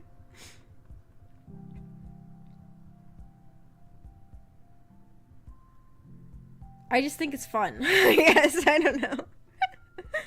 I just think it's fun. Like, people say the author's poorly disguised fetish. First of all, sometimes it's not even, like, attempting to be disguised. Like, sometimes it's just a fetish. And also, it's like, what's wrong with it? As long as there's fan service for men and women, I support it. Hashtag equality. That's how I feel too. When people complain, well, I feel like people don't complain so much anymore, but, like, people used to complain more about, like, sexualized women, but I feel like that's not what we should be complaining about. We should be complaining about that men aren't sexualized as much. Instead of, like, not sexualizing women, we need to sexualize men too. Everyone should be sexualized. That's my campaign slogan.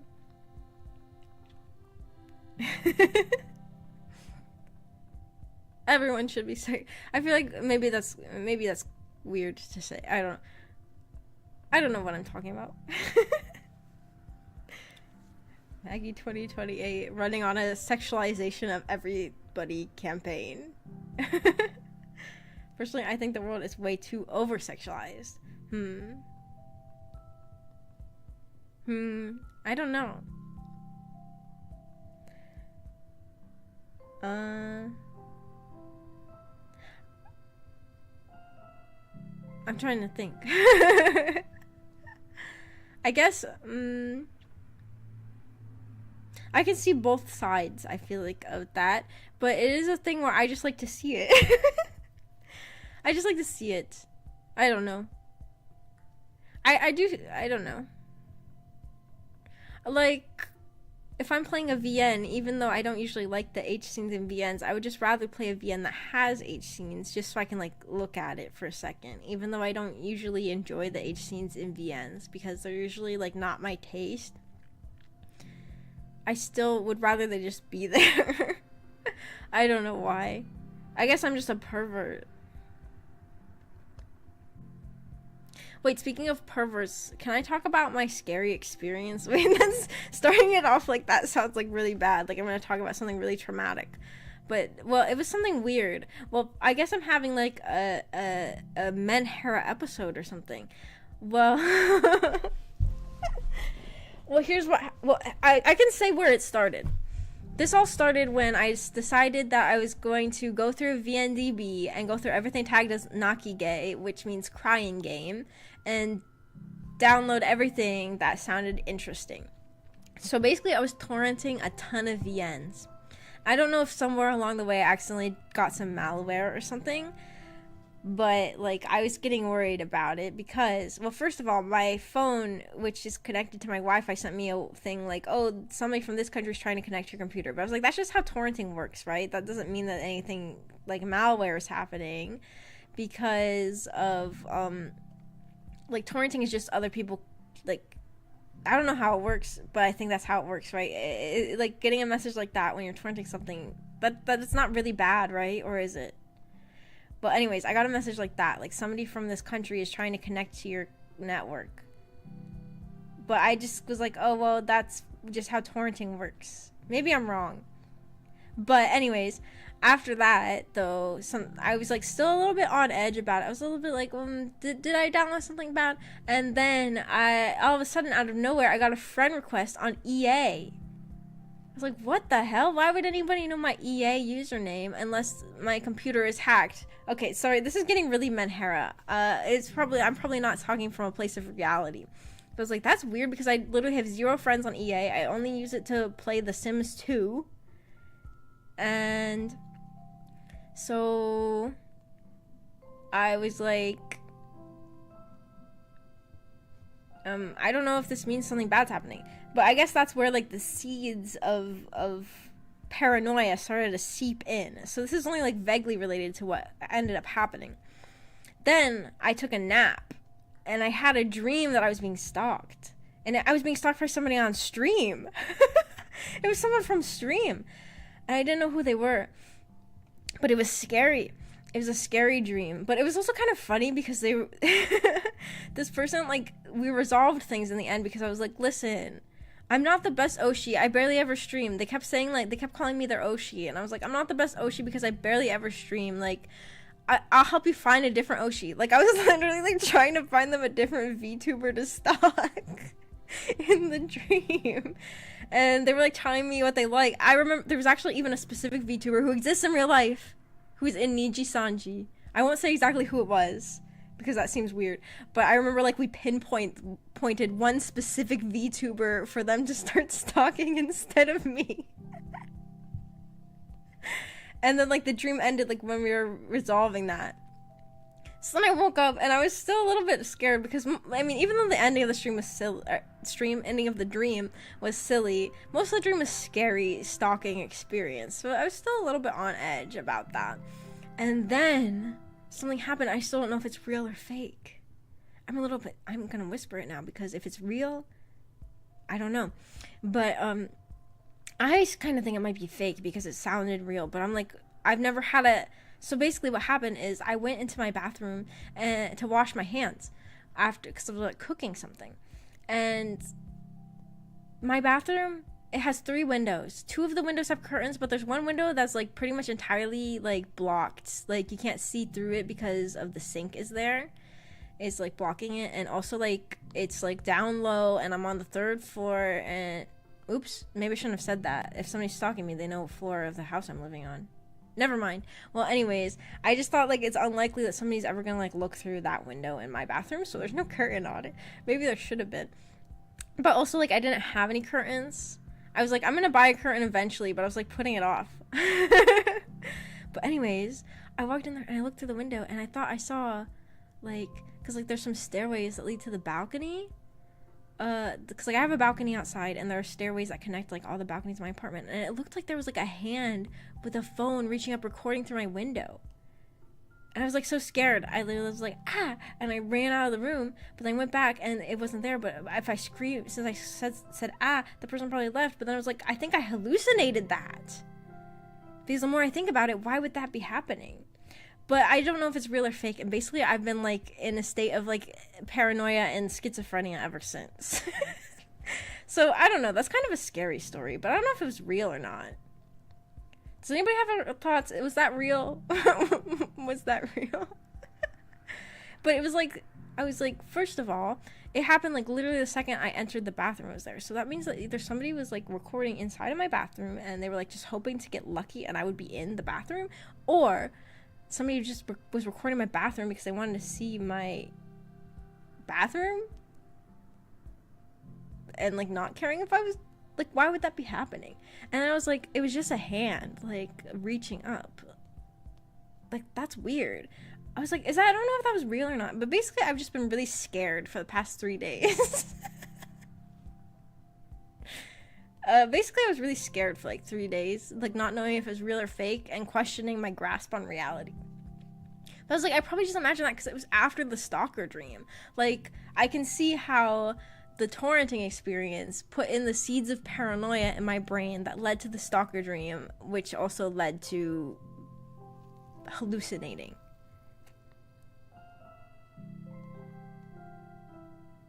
But who knows? But also now I put a curtain in that room. And now I'm constantly like looking through there all the time. And also it got snowy again, so if somebody went on there I would see footsteps. And I locked everything. And I also put my coat rack in front of the door, so if somebody tried to like break in through the balcony door, the coat rack would fall over and it would alert me.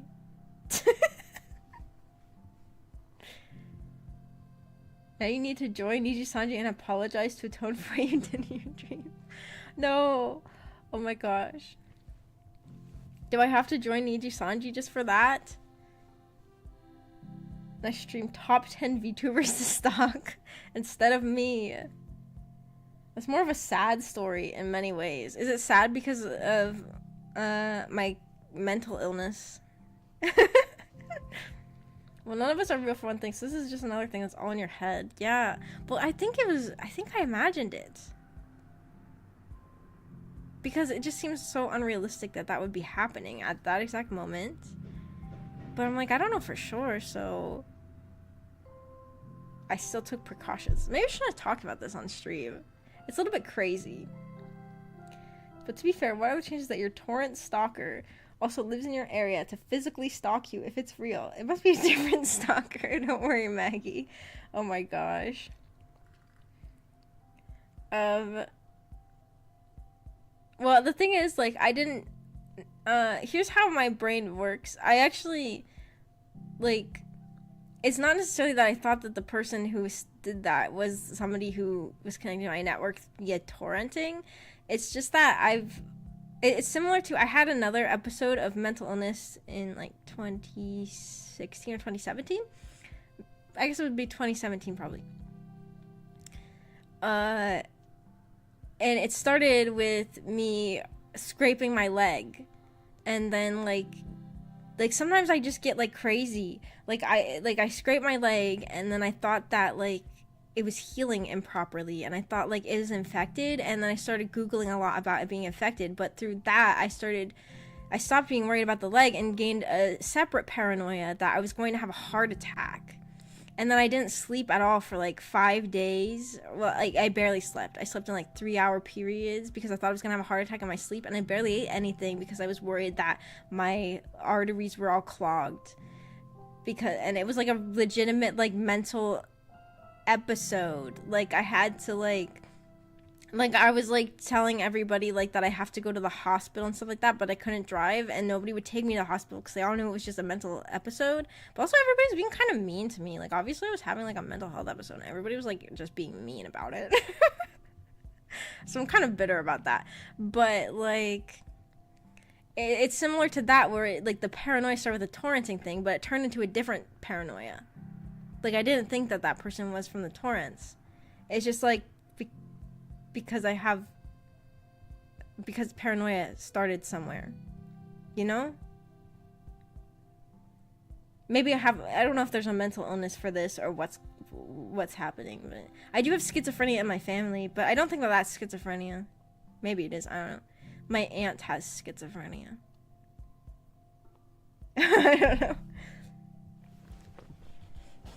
Her torrent stalker and current stalker will fight to the death when they see each other and solve the problem. Oh, there you go.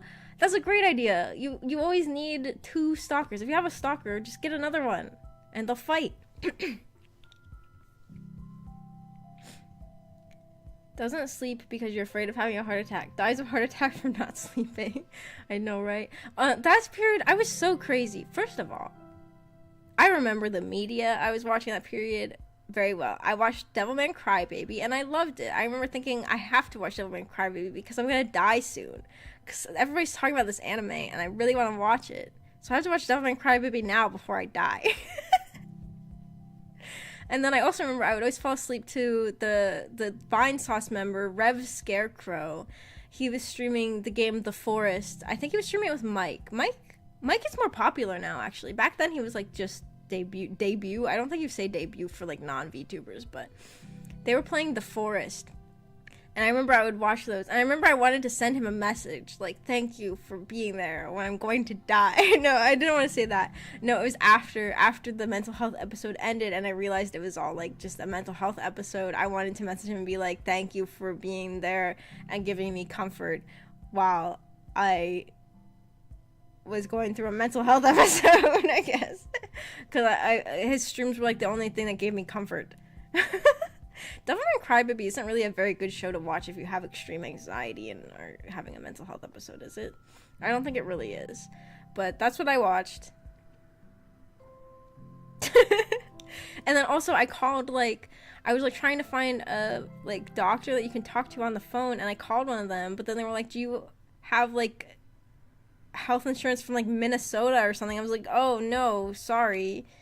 They were, like, a Minnesota-based thing. I was just so crazy. I just, like, called the number and I didn't even know, like, they were, like, an area-based thing.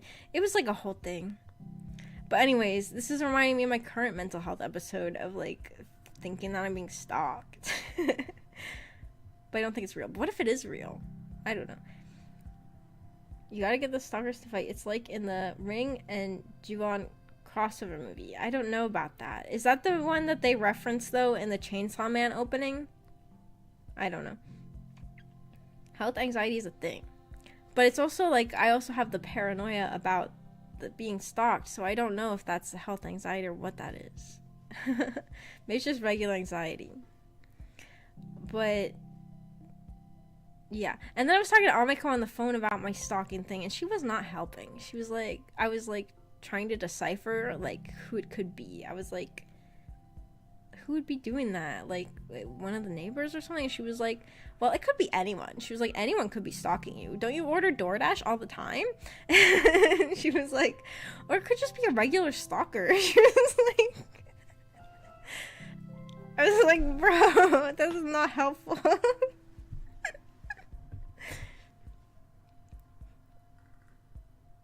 Because I was like trying to logically think who on earth would be like looking through my window. I was like, maybe like the neighbor, because like the balcony is owned by the neighbor downstairs, or like the neighbor, like maybe the neighbor like in the backyard. Maybe this whole time I've thought that you can't see through that window in my bathroom. Maybe they could. Maybe this whole time they've been watching me shower and they wanted to get an up close and personal video or something.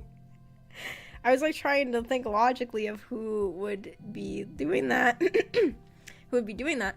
But then Amika was like, it could be anyone. Amika was like, it could be anyone. Right, sister Amika. Yeah. Well, at least, I mean, talking to her was kind of helpful, though, because she's the only person who would take me seriously. If I talked to anybody else, they'd be like, you're crazy. Like anybody else in my family. Well, maybe it'd be better if they said that, though, actually, because then it would be like basically like confirming that it's not real.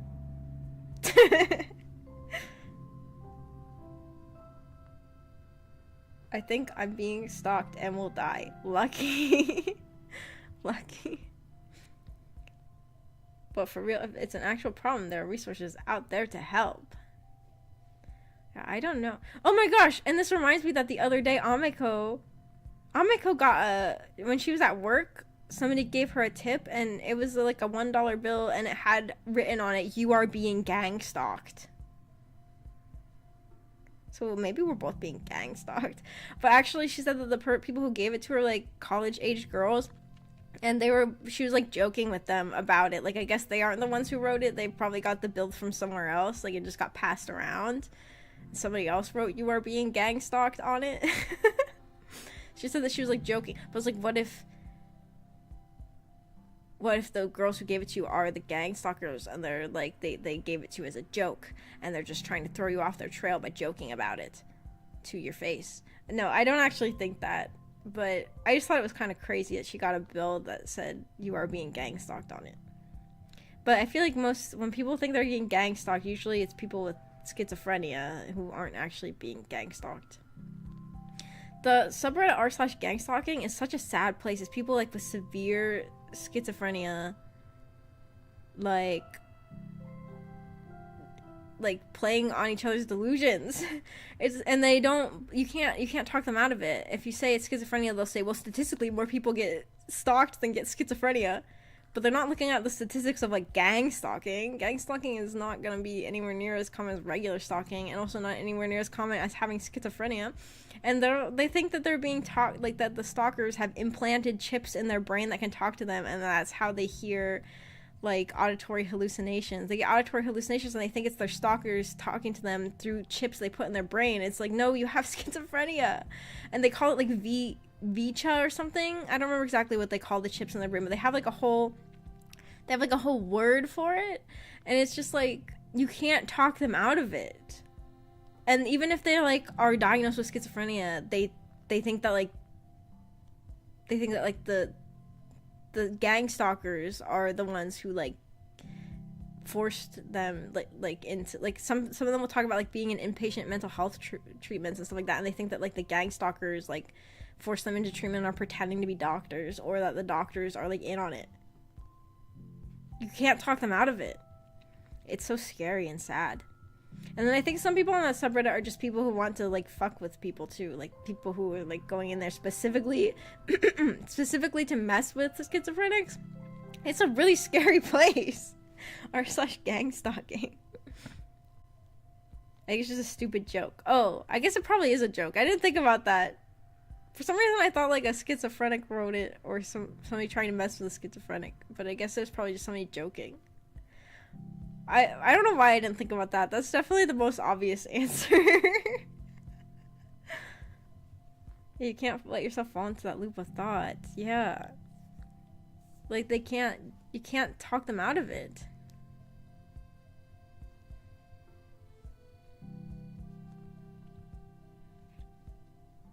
I feel like I went on a lot of weird tangents on the stream.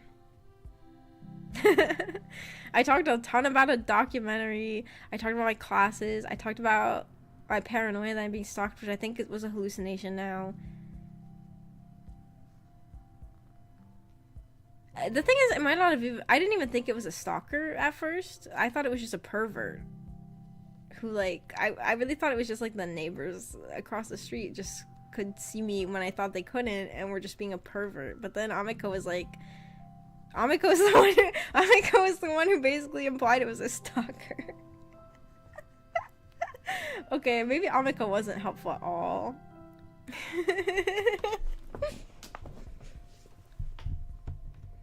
I mean, I had the dream about the stalker. It looks like there's a really big message over here that I can't read, but I can't see it in the regular chat. I don't know if it's just late or if it got censored, but just still showed up here.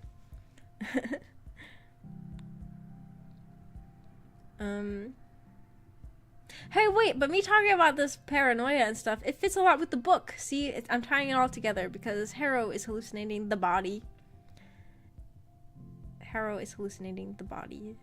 The girl in the tomb.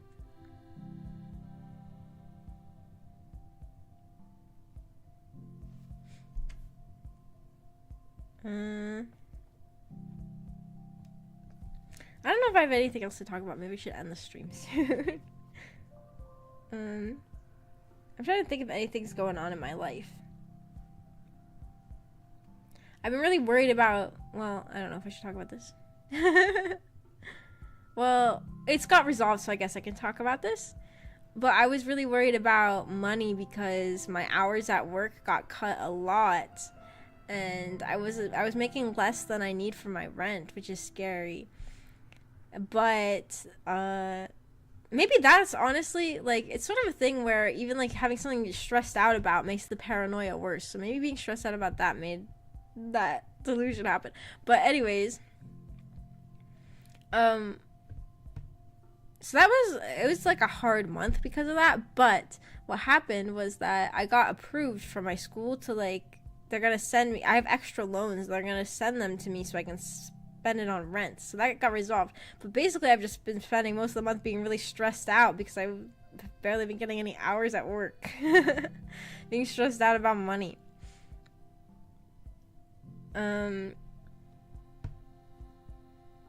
But yeah, luckily I'm going to be able to get my loan money dispersed to me so that I won't have to worry about that. But it was like, it was so stressful.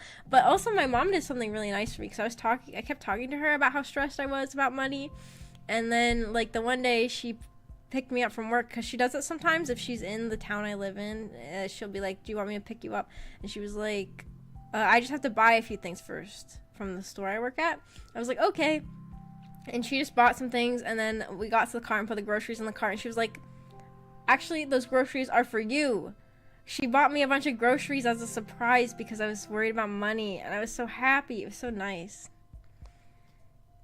I was like, and it was funny because a lot of the stuff that she was buying was stuff that she wouldn't normally buy for herself, and I was like, I was like, when we were going through the checkout line, and then I was like, well, Ameko and V are going to be going on spring break soon. So I was like, oh, you buying stuff for when Ameko and V go on spring break? And she gave me like a look of like she'd just been caught, like, because she was buying stuff for me. And she was like, oh yeah.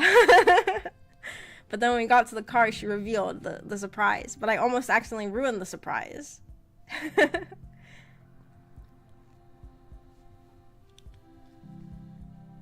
But it was really nice. If being stressed out makes mental health go crazy.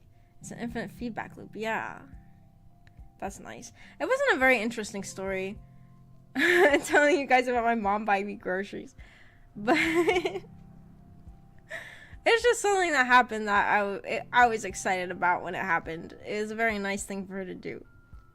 I feel like I don't have that much else going on in my life to talk about on stream. I've just been going to classes and kind of going to work, but also they won't schedule me. And then whenever I ask for more hours, my manager acts like I'm being, like, annoying. Or, like, unreasonable. But, like, I'm like, I need money to live. So I'm just like, do you have any extra hours that you could give me? And she's always like, no. Well, she sometimes she doesn't even say no. She just says, I'm not even able to stay. She's like, I have to leave right now because I don't even have enough hours for me to come in. I'm like, okay, well, you could have just said you don't have any. You could have just said no. I ate snails recently at a French restaurant. It was pretty good. What does it taste like? I've heard, don't they put like a lot of seasoning on them? I don't remember. I feel like in my French class we talked about them, and I always thought they sounded really gross, but then she said that they put a lot of seasoning on them. Isn't it like, is it gooey? Well, that's good that you enjoyed it. Do you slurp it? Do you slurp it? Tastes like mussels, but not as fishy. Wait, I want to look at a picture of what like it looks like when you eat them. Like, do they like cook them? Like, escargot.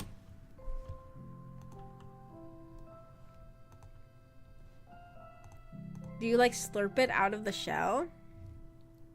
They are cooked, yes. I'm a little bit scared to try escargot.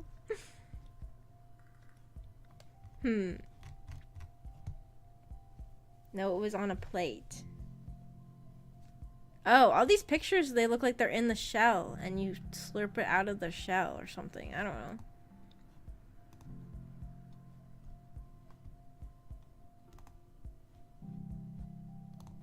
Hi, Genji.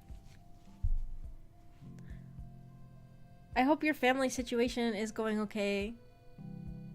I was talking about that earlier. I felt so sad that you couldn't be here. And also, for the next book club, we're gonna be reading Act 2, but it's kind of short, so I hope that that's not too hard for you to catch up with it. I was just thinking about that. My dad has a major appointment. Oh, operation coming up. Oh, I hope that goes well.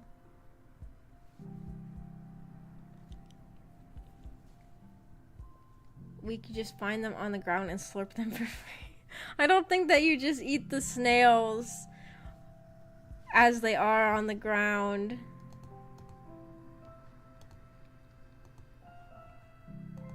Oh, I was looking at the picture Iris posted. Oh, so it's like, so it's not, okay. It's not like the pictures of the ones that are in the shell. It's different.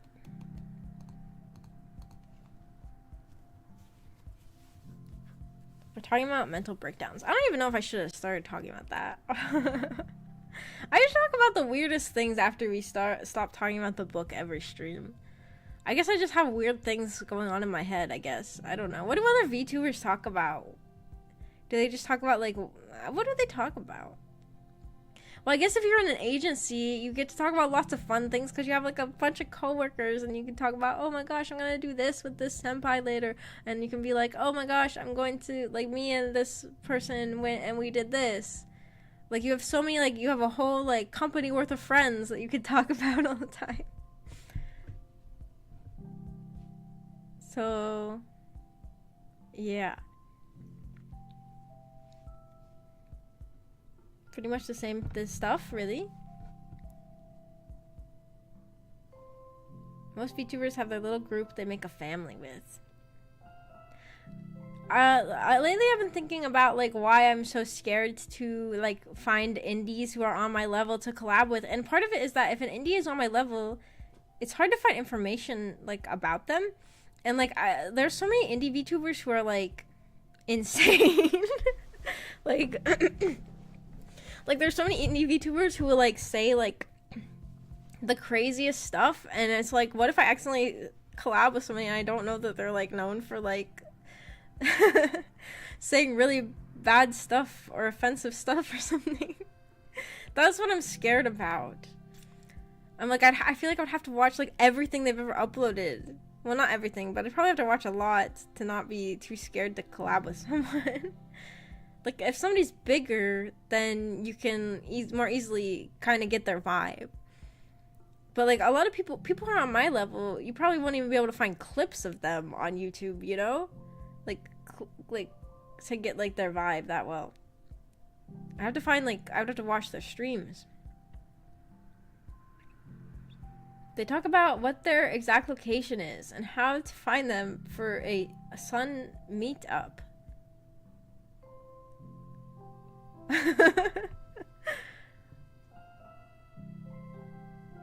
Oh my goodness. Do they talk? Do they really?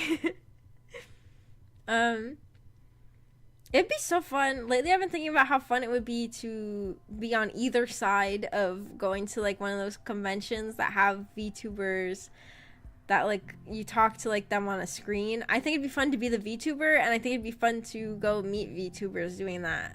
I just think that'd be really fun. Like you get to talk to a real life anime girl, or you get to be a real life anime girl that people talk to, like in real life. That's fun. I want to do that sometime. I feel like usually those cons, aren't they in California? Like the big one? What's it called? I don't remember what it's called. But also, I'm like broke as fuck ever since I started going to college. But, well, I did mention I'm getting my loan money sent to me. So maybe I'll have money to do things sometime. Well, that money's for like bills and stuff. But, well, I don't know. I just want to go out and do fun things sometime. I want to go to cons. If only you had a family member who could be a VTuber. Amiko doesn't stream anymore. I barely stream anymore. But, well, she streams like once a year. And even Amiko, like, it was around her birthday. I thought that she was gonna come on for a collab, but then she said no. I think most of the time she just doesn't want to be on stream. Like, sometimes she does, but I feel like usually she doesn't.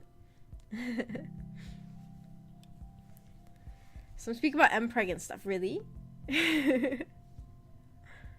I need to find my fellow, maybe I can find other mpreg VTubers and we can start like a whole, like, you know how some VTubers will have like a group of friends that have like a name? We could be like the mpreg girls.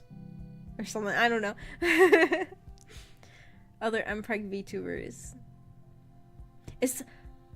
There's probably a VTuber out there somewhere who like is a pregnancy VTuber. I just realized that. Like somebody who has like a pregnant model. Like they're probably not popular or well known, but that probably exists, you know?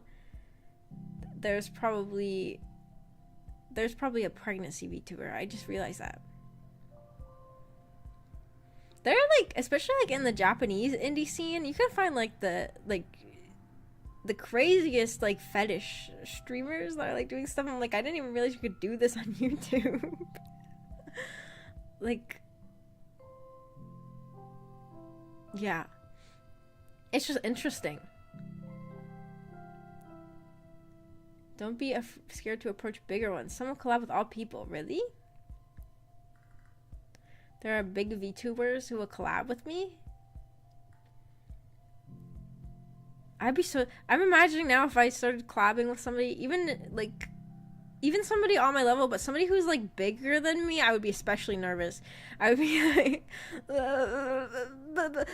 I would barely be able to talk.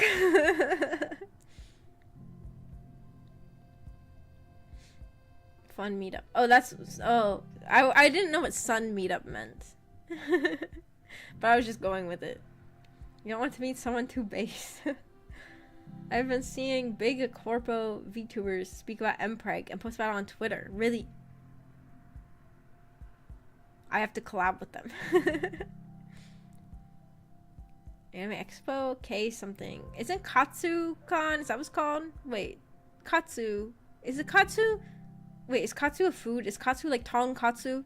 Maybe it's not KatsuCon. I don't know what it's called.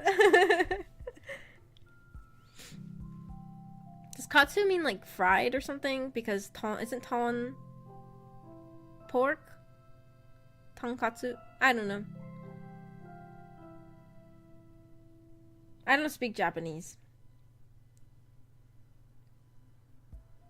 MPG YTR all hours a lot if you're a fleshy. That sounds like a slur. Fleshy. Damn fleshies. Damn fleshies need to get off YouTube. Collab with Fuamoko. I want to collab with Fuamoko. I love Fuamoko. I wonder if I collab with Fuamoko, I wonder if they would want to talk with me about VNs, but I don't know. I feel like they try nowadays. It's probably bad to talk about past lives. But I feel like they try not to talk about that kind of stuff that much anymore. But it'd be fun to be able to talk to somebody. I downloaded so many VNs the other day. I'm really excited about them. The one I'm most excited for, it's called Period. It's not a period game, like period, like menstrual, though. It's just called Period. I don't know why it's called that. But, I don't remember why that was the one I was most excited for. Something about it just was getting me excited. Well, that sounds weird saying it like that. I downloaded so many VNs. I like the idea of being ultra niche. It is fun to be ultra niche because then I can talk to everybody easily. But it'd be fun to grow. Well, I just hate having a job. I want my job to be mean to me. I do like the small community, but I also want Maggie to be successful. I wish that I don't know. I like having a small community. I guess if you have a community and you put the chat on slow mode, you can talk to everybody. But then everybody doesn't really get a chance to type, right?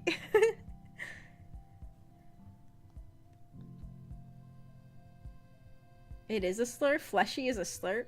Filthy fleshies. It means flesh tubers, right? We're not talking about any other. I hope that that's not. Well, I assume. Yeah, it's flesh tubers. Fleshies. Katsu literally means cuts. So tonkatsu is cuts of pork, I think. Oh, that makes sense. Oh, katsu, like cuts. Yeah, it's English. That's a worse slur than all those bots. Oh my god. I forgot about that time. Actually, I've thought about that time a couple days ago that popped into my head. I don't remember why. I was like, oh yeah, I forgot that happened to me. The bots. And it was crazy. They showed up when I was killing bots in Fallout. Also, non-furries. I hate non-furries too. If you're not a furry, get out of my chat. No, I'm not even really a furry. I'm not anti-furry. I guess I feel like I was like a really big wolf girl growing up as a kid, so it's kind of surprising that it didn't end up being a furry, but I don't find myself really drawn to it. But I can find furry characters like attractive, but I don't find myself like drawn specifically to furry things. Finally, a safe space for us furries. Is everybody in my chat furries? You'd better be. You better be a furry. I want to look at all the VNs that I downloaded. Maybe somebody here has played any of them and can tell me which one I should play. Actually, I don't know if anybody here would have played them. Let's see, what did I download? I downloaded Air, very, very famous game by Studio Key. Crescendo, I always thought it was made by the people who made Muv-Luv, but now I'm not so sure. H2O Footprints in the Sand. That's made by the guy who made Subahibi, so I've been interested in it for a while, and it just finally got an English release. Hatsuyuki Sakura. I don't really know anything about that game. It was just tagged as Nakige. I've just wanted to play Nakige lately. Nakige are like... Nakige means crying game. So basically it's just like games that are made to make you cry, like Clannad and stuff. I just felt like playing like an emotional game. Oh, Newton and the Apple Tree. Okay, this game is crazy. Wait, I'm gonna read you guys the... Newton and the Apple Tree. Wait, is my face being weird? Because I type things. Oh, wait. Whoops. Sorry, I forgot that that's VNDB. I have to read you guys the description of this game.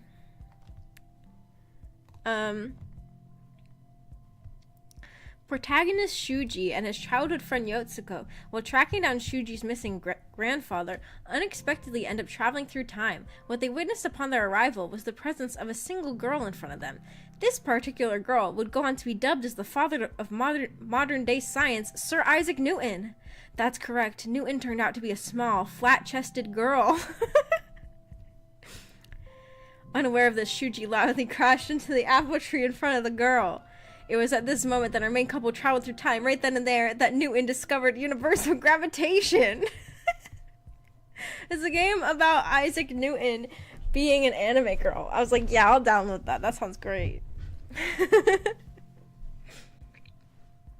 Play House and Fata Morgana. It's good. I like it. I do want to play that at some point. If we still had the visual novel book club, that'd probably be a good game for the book club, right? Because I don't think it has, like, H scenes, so that would make it good for that. And it's also horror. We used to do a lot of horror. Maybe someday I'll reinstate the VN book club. Maybe when we're done reading all these books. But also I don't know if I'll have time. Like, the reason why this book club is good is because I already read these books, but like I don't know if I would keep up with a visual novel and fit the deadlines. Maybe I could play Fata Morgana ahead of time and then we could do a book club.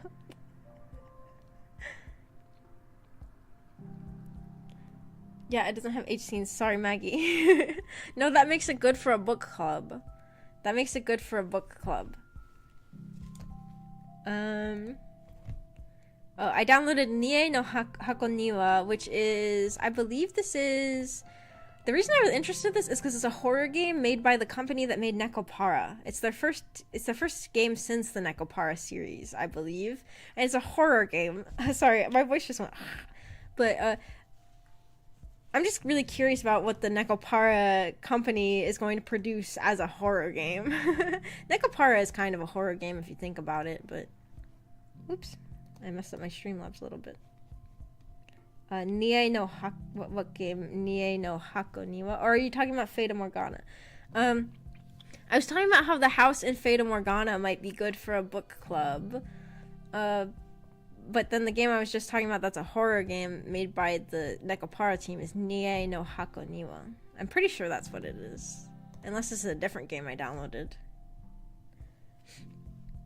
We could take our time playing it. We could make the meetings really far in between. You split it into chapters, so we could do it like how we're splitting up this series into acts.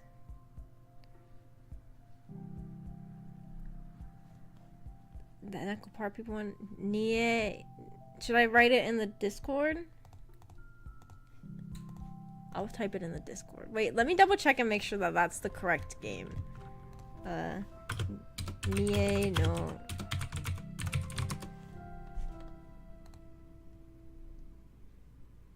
Oh yeah, it is. It is. Okay, I'll type it in the Discord. I have no idea what it's about. I just heard a horror game made by Nekopara company, and I was like, okay, I'll download that. I'll type it in the VN server. Oh my gosh, the last thing posted in the VN server was Saz posting Yosuga no Sora. Nie no Hakoniwa. There, I just typed the name in there. Anybody who's not in the stream is going to be confused as why I typed that. There, it's in the Discord now. Neko Paraiten. What? What does that mean? And then the next game I downloaded was Period.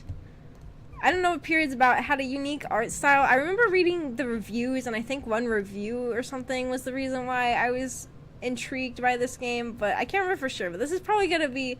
Period is probably going to be the one I play first. Quartet? I don't know what that is, what it's about. It was just in the Naki gay category, and I just thought it'd be good to have a lot of Naki downloaded. The game got cancelled by the Nekopara people. Nekopara Iten. What is that? Wait, I'll look that up.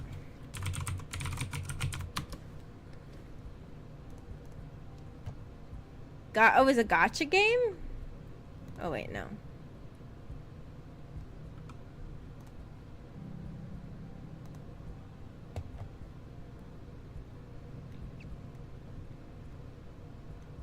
Wait, was this supposed to be gacha? There's like no information about this. Like the wiki page says that it's a canceled project, and then in the development section it says Nekopara Iten will include more than 100 cats. So I don't really know what this is supposed to be. Oh, it's supposed to be a mobile game. Oh. Are they allergic to money? They could have made a lot of money if they made a Nekopara gacha game, I think. Period is about everyone's favorite punctuation mark. I hope so. And then I downloaded Snow. Snow, I really like the art style of Snow. It's like old school art, and it's like a Naki game, but it's not. It looks like a Studio Key game, but it's not by Studio Key.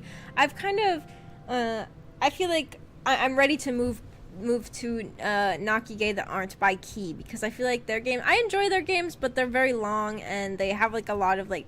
They're very similar. They have a lot of the same tropes and stuff, and I just felt like I want something new. And I guess those are all the games I downloaded recently. There's still a lot of other games in here that I didn't mention just because I have a ton of games downloaded. But those are the ones I downloaded recently. Probably Gacha.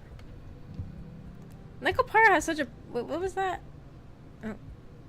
Sorry, I had a pop-up. Nekopara has such a pretty art style, and like the characters are cute, and I feel like they would do well for a gacha game, so I don't know why they would cancel it.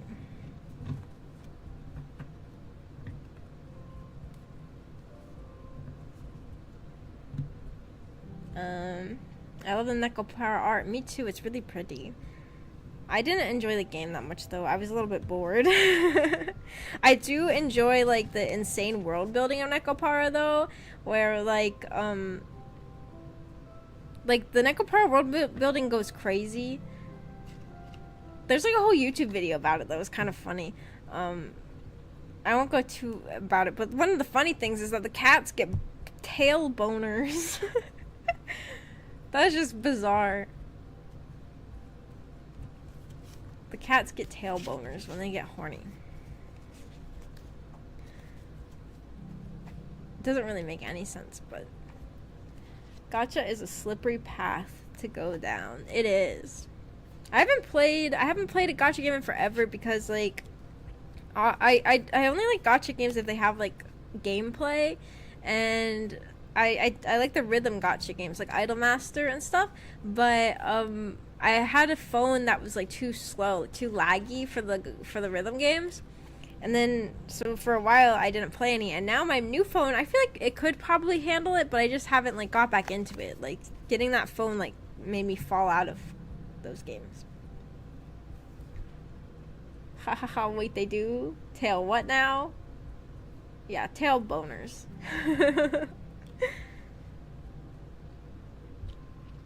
Infinity Nikki was the last one I played. Oh, I want to play Infinity Nikki a little bit. It looks fun. Well, I don't know. I don't know if I would have fun. I might get kind of bored, but I feel like the dress up might be fun. It's a really pretty looking game.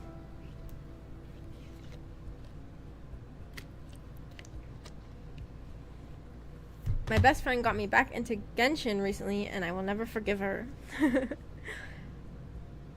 I've never played Genshin. I'm scared to touch that because I don't want to get addicted.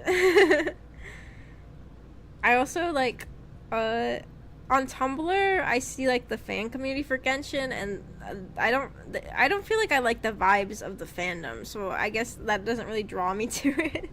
Well, I guess the fandom's probably different on different websites, but the fandom on Tumblr is like very young, and I don't really like young communities because they like invent a lot of problems that don't exist and get mad about everything.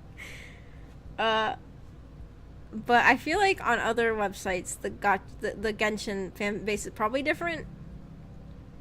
But the only website I use is Tumblr, so I've never played gacha games before, and I'm not going to start. That's good for you. That's a good thing. Actually is really fun is the worst part, but we're moving on to another game at the end of March for her streams. Is she a VTuber? Does she want to collab? Maybe this is weird. Forcing my way into somebody I don't know's stream. Never mind. No, she isn't a VTuber, sorry. LOL. Oh.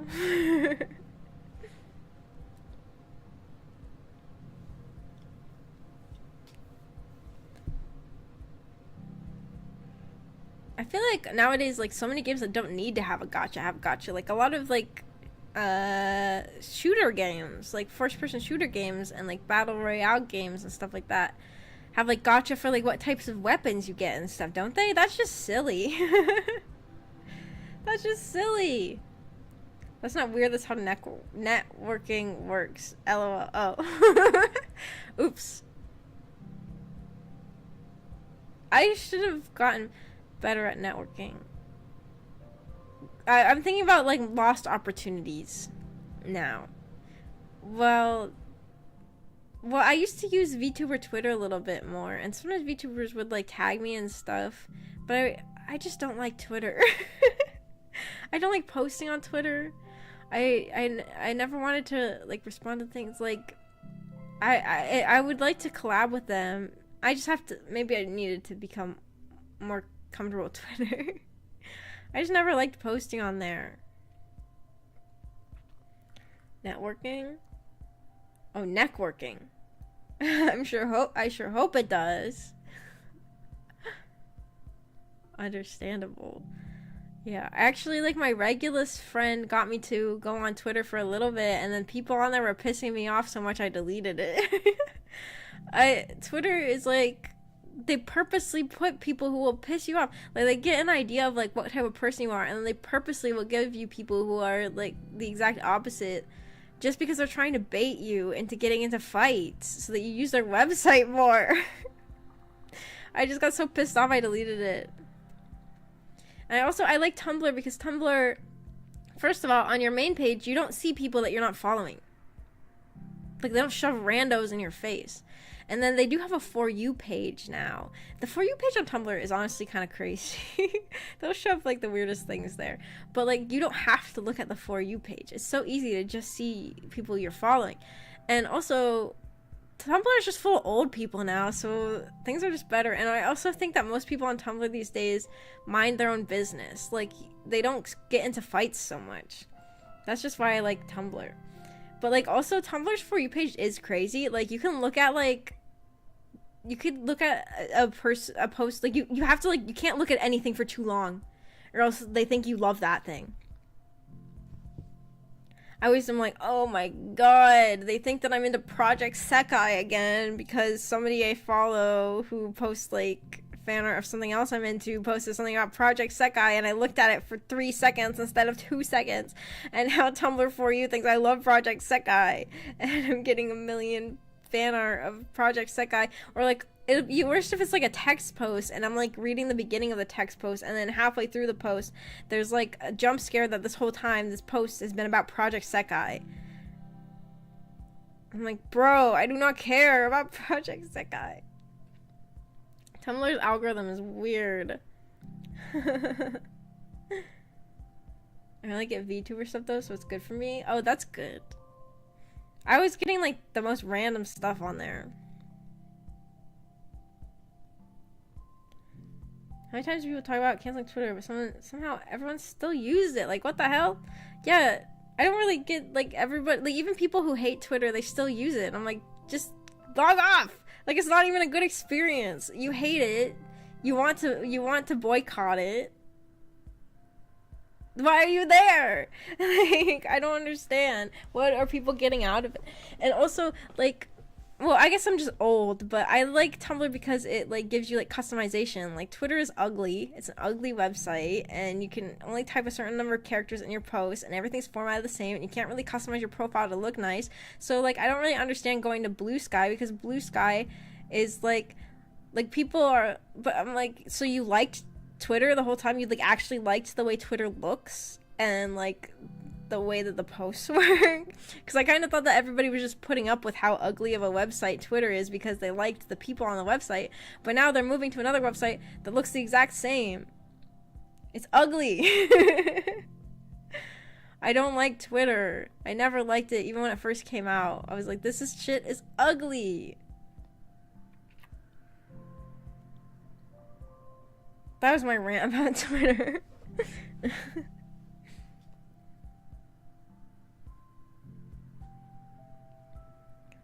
You don't love it? I don't remember what we were talking about. Project Set Guy?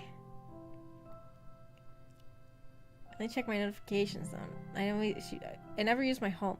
I guess like if you're only following VTubers, Twitter's probably better. Cause like VTubers, yeah, VTuber Twitter is probably fine. But my Twitter was like, I don't know. It was just pissing me off. The things they were shoving at me. Like, well, most modern websites just look so ugly anyways. It's just sad.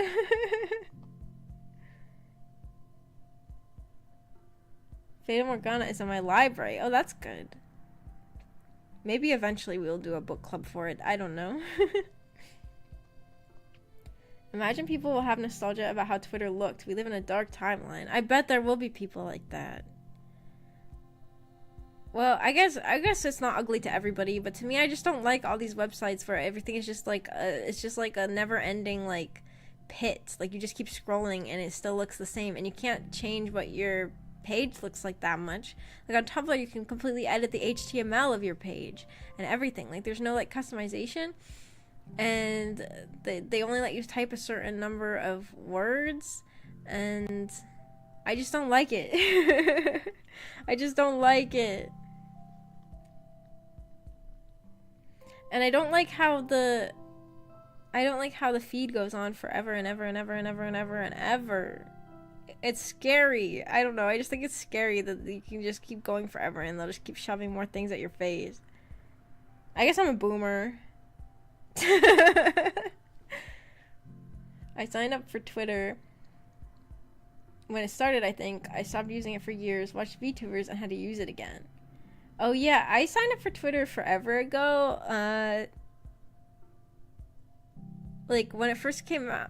Yeah, when it first came out, and I had like a Glee fan account, and then now I can't get into that account anymore, and like, cause like it got taken over by bots, and now, yeah, now there's like a Glee account from when I was like 13 or something, like Glee, like the TV show Glee. I was obsessed with that show when I was like 13.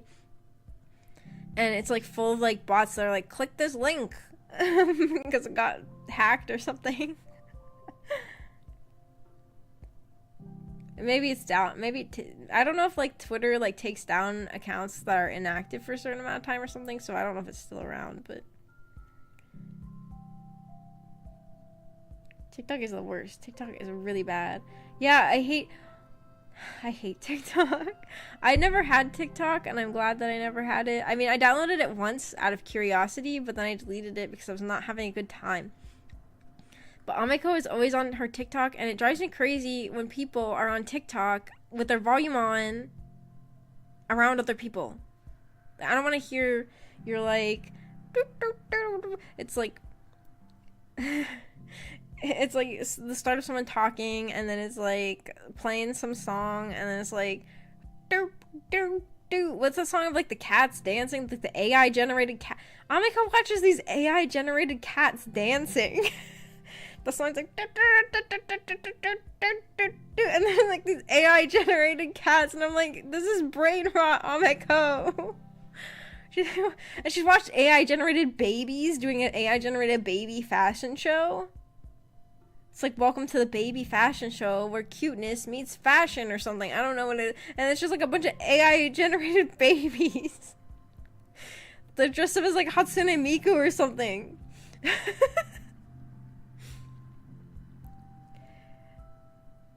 It's crazy. And the other day I was on the bus and there was like this elderly guy. Like elderly, like super old, like probably in his 70s or something, on the bus on TikTok with the volume on, and his TikToks were like, and the haters gonna hate. It was Taylor Swift, and then he scrolled up and it was like Chappell Roan talking about her experience as an artist, and he scrolled up and it was like, I got chills, they're multiplying. I was like, this 70-year-old man is watching like, well, I guess he's watching Grease, which I guess fits. But then he was also watching like Taylor Swift and Chappell Roan, like celebrity TikTok.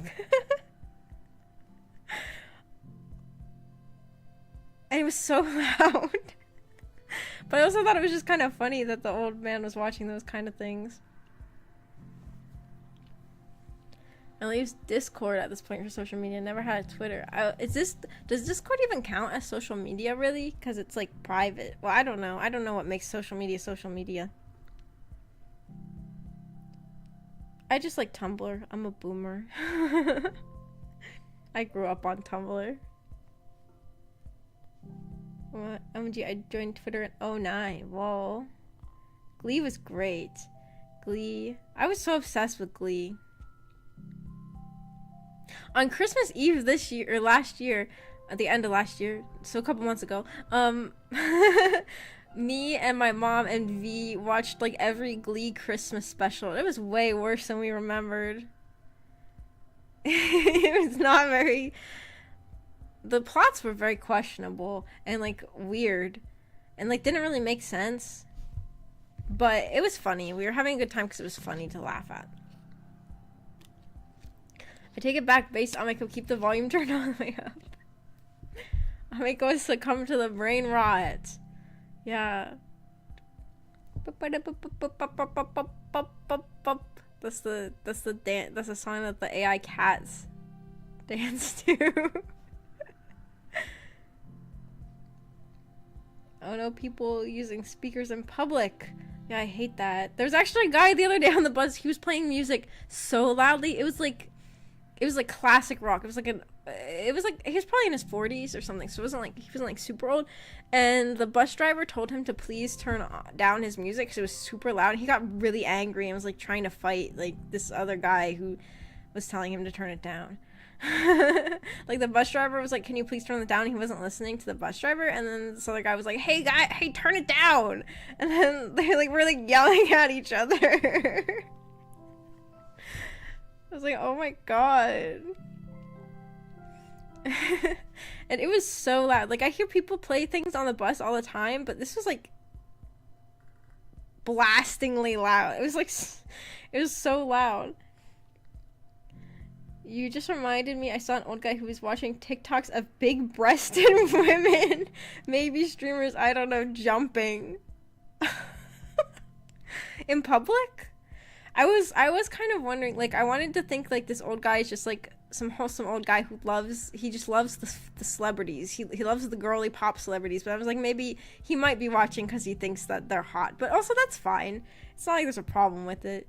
It's just less, like, it's just, like, a less wholesome idea than, like, an old man just genuinely enjoying Taylor Swift. The song mashups in Glee were peak. I can't remember them that well. I don't remember the mashups that well. Discord has social elements and involves media. Nah, it's not social media. Well, maybe it's social media. I don't know what counts as social media. The old guy was a real one for that.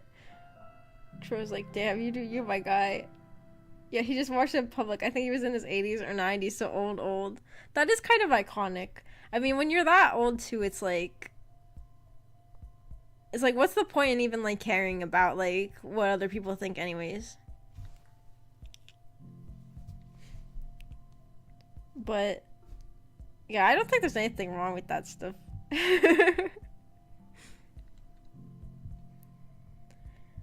But, yeah, the TikTok is crazy, and it just scrolls forever and ever. And like, I went on TikTok not that long ago for something, and like the moment you even enter the app, it shoves you into a live stream.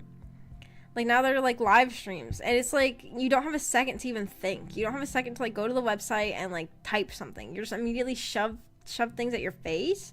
And also, I when I went on it, like, the video was like some guy eating like really grossly. I was like, this is not a good advertisement for like the first time using a website. Of like, he was like, it was like really loud, like chewing sounds. I was like, no, I don't want to see that. I was like, you're gonna make me never use your website ever again. Like, this is not a good first impression. Yeah, I was surprised he uses TikTok. Yeah. It is surprising. Gotta check what the youngsters are into. Well, like my grandparents, my one grandparent doesn't have a. I think she just has. My grandma, uh, she just has like a flip phone, and she's like scared of like most modern. Like she told me before that she's scared of the sound that a computer makes when it turns on. But like I guess it's like, you know, back in the day when computers would go doon doon, like the old Windows sound. Or wait, was it doon doon or was it doon doon doon? I don't know. But she was like scared of that noise. So like but also her mother, like my great grandmother, before she died, had an iPad, and she was like an iPad grandma. She was like 100-something years old, and she was always on an iPad. I sound like what I always say to Amiko when it's like, you're always on like damn iPad. I sound like I'm saying that about my great grandma. So it's kind of interesting that her daughter, who is my grandma, was like more scared of technology than my great grandma. Then my other grandma, she only just got like a smartphone a couple years ago, which was really surprising because growing up she never even had internet. Like, but then now she uses like Netflix and she's on her smartphone, and I'm like kind of amazed by how she has adapted to it so much.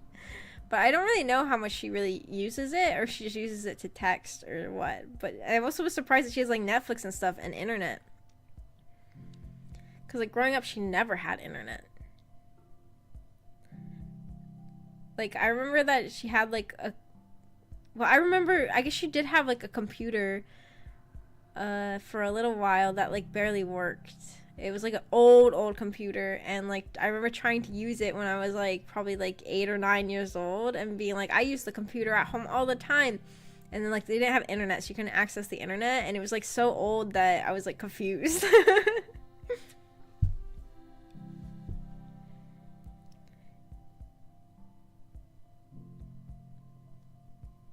You should advertise your channel like that. I'm sure VTuber fans would be into that. Like the eating sounds. Is that because I kind of sound like I was slurping on things? Oh, oops. I forgot. I probably sound like I was like sucking. I was like doing ear licking. Ear licking ASMR.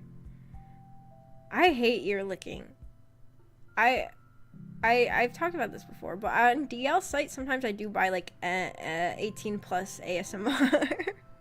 I've actually bought quite a few 18 plus ASMR, but like I hate when I like the preview does not have ear licking, and then when I listen to the actual ASMR, it has ear licking. I don't want that. I hate that. Or like licking sounds. I hate it. Get that out of here. I just want normal anime girl sexual ASMR. I don't want her to be like, I hate that.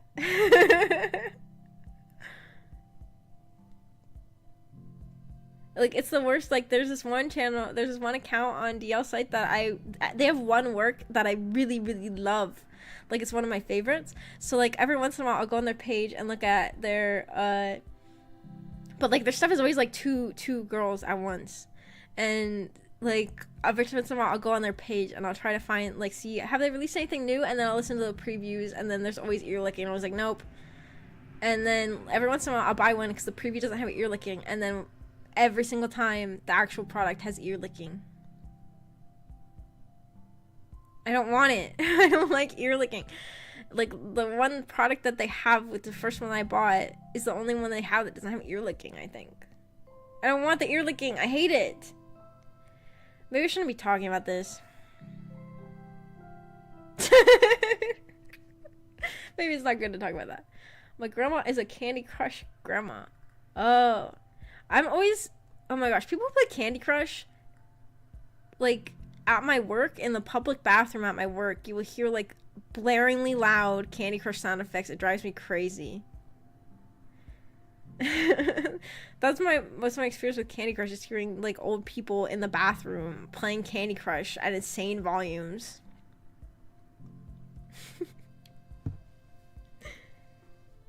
But ear licking is a part of it. Well, I don't like it.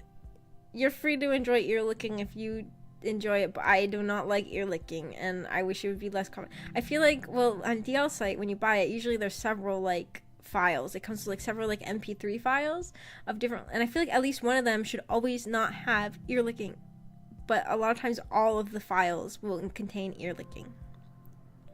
I don't want that. I don't want ear licking. I don't like it.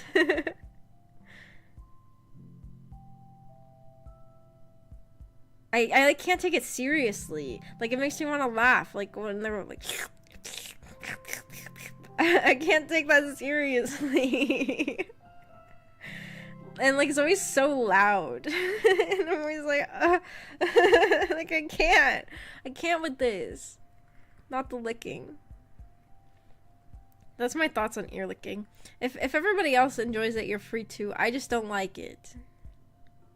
I just don't like the ear licking. Personally.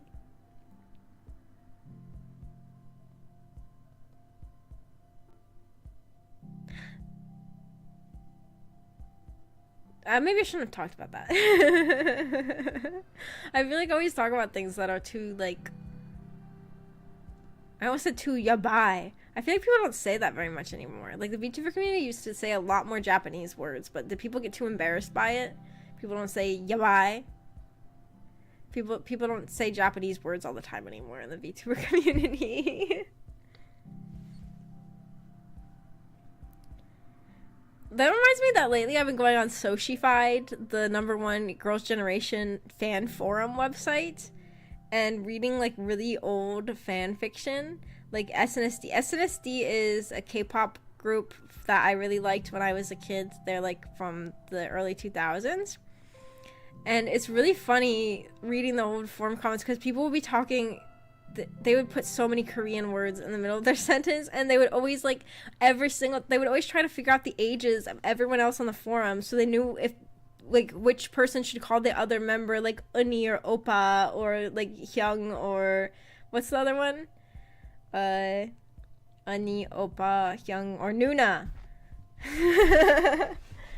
They're always like trying to figure out each other's ages, and like the one author for something, like everybody's talking to the author, like they would like leave reviews on the comments, and they were like, oh no, we're both the same age, what am I supposed to call you? And then like the one guy, he was referring to himself as Oppa, like in the third person. He was like, sorry, Oppa has never seen something. And I'm like, you sound a little bit creepy. I don't know, maybe that's fine, but it felt like a little bit weird. It reminded me of like a guy calling himself like daddy or something on like the fan forum. It's just a little bit weird to do on the fan forums, especially when like almost everybody on there was like 15, it seemed like. These like posts from like 2009 or something. He was like, Oppa's what? Oh yeah, it was like he was saying that he had never had experience with a arranged marriage, because the fanfiction was about arranged marriage. He was like, Oppa has never experienced an arranged marriage, he has just read a lot of fan fiction about it. Why are you saying it? Why are you calling yourself that in the third person? I don't know, I just thought it was a little bit strange, but maybe that was just the norm on K-pop fan forums of 2009. But it definitely was giving the vibes that it was like somebody, an older guy. I mean, Oppa is like a word for an older guy, and it felt like he was like basically like, it was like, how old is he then? Like, it seems like he's definitely like assuming he's older than everyone else here. I don't know. It was just interesting. Now when I think of ear licking, I think of my GF's ear because she's an infected piercing. Are you gonna lick the infection? Do it anyway, I'll make your eardrum stronger. I remember when I first discovered ASMR, it was through like Japanese, like before ASMR became like popular, these videos would come up for me that would be like ASMR. I used to call it ASMR because I didn't know that it was an abbreviation or an acronym, so I'd call it ASMR. And I remember being like, ASMR is so weird, it's all like little sister licks your ears. I remember actually saying that to one of my friends in high school. ASMR. ASMR is so weird. It's always like little sister licks your ears. I think that was the exact sentence that I said.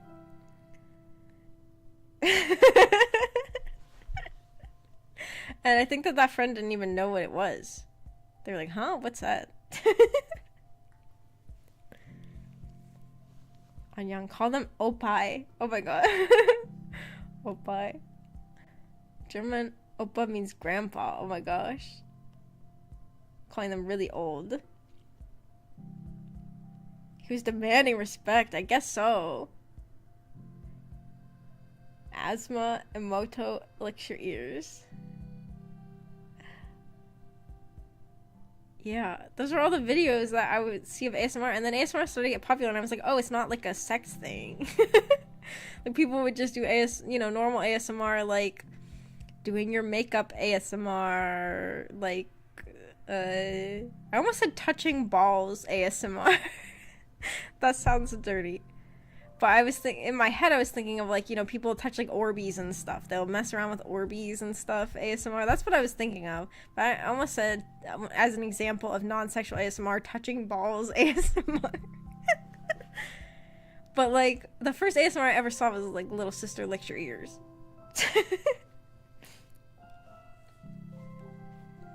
I've been falling asleep to ASMR. I actually enjoy ASMR. I like slime ASMR. I don't like talking ASMR. I only like ASMR if it's sound effects.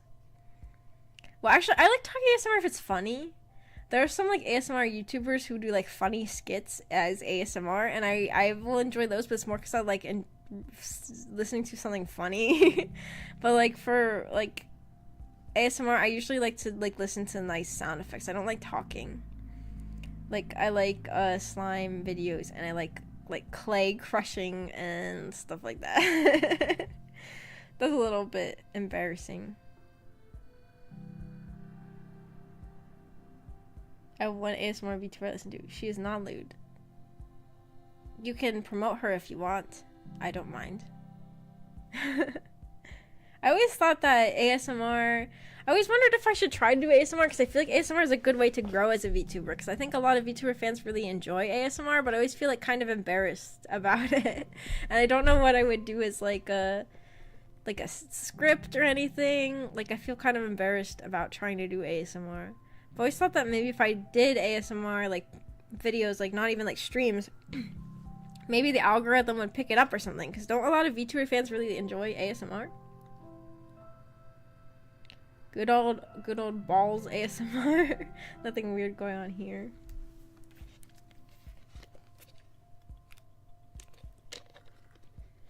I like the ones where they actually sound and feel natural. I hate when they whisper with their mouth all on the mic and breathing on it. Yeah. Wait, I just realized I said I don't like talking ASMR. Well, the DL site ASMR I listen to, I don't really listen to those for the ASMR though. I listen to those just for like the script and stuff and like the voice acting. But for me, it's not like I'm trying to get an like I like watching the slime videos because it produces like the ASMR effect, like that's supposed to create like a tingling in your brain. And I enjoy like the slime videos for that. But like the DL site ASMR, I'm not really caring that as ASMR. I just care that it's a script, that it's voice acting, I guess.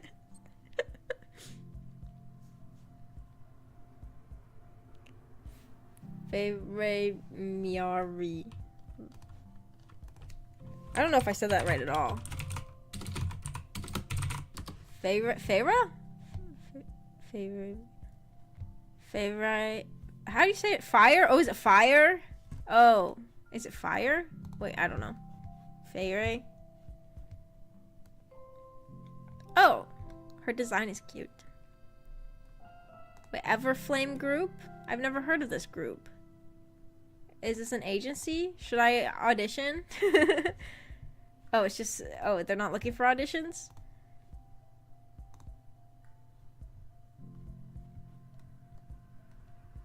Oh, they're not like a company? I don't know.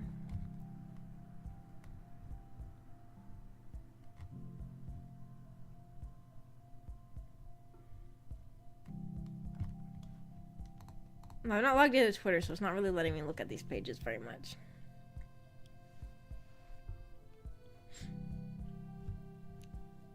I never understood ASMR. I only watch joke ASMRs. I like funny ASMRs. She has a mix of talking ones and triggers only ones. Sometimes both. Second time. Feyra. It's a new group. It's just a group of VTubers, no managers. Oh, I see. I need to start the Mpreg group. Calling out VTubers who love Mpreg. Please join my group. Impregnation. Wait!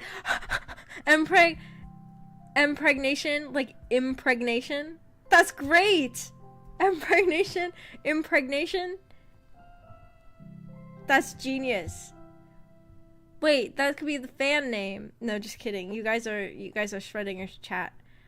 But you guys could be the impregnation.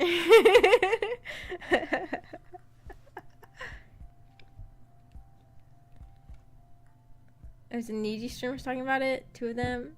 Oh, I remember you posting that before. Was it Elira who was talking about it? They were talking about the Omegaverse. Genius. Trademark it. I need to trademark the impregnation. Audition anyways. Put your audition on a VHS cassette tape and send it to everyone. That's a good idea. Wait. Can I get into Hololive if I do an audition on a VHS cassette and I send it to their headquarters? Will they, like, appreciate the effort? They'll probably be like, that's weird. Why did you do that? They'll probably be like, they probably aren't gonna watch it. And then was posting stuff. I need to find other indies who want to join my impregnation.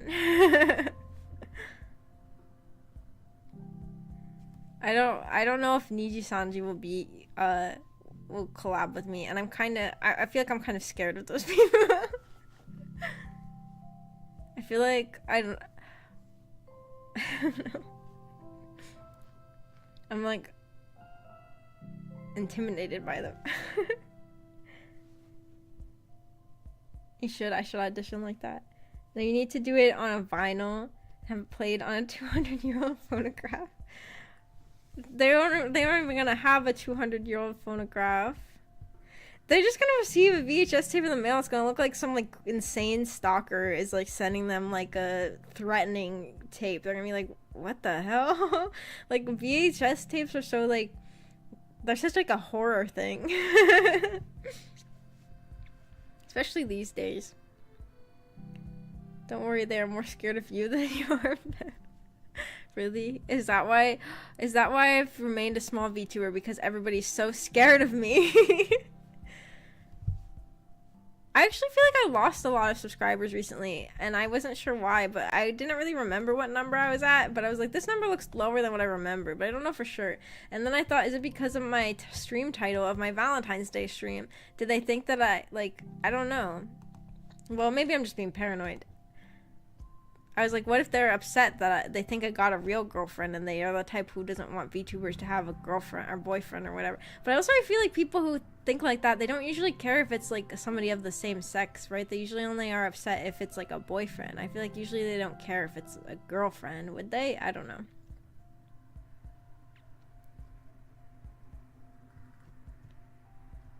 That'll make them watch it better than being ignored.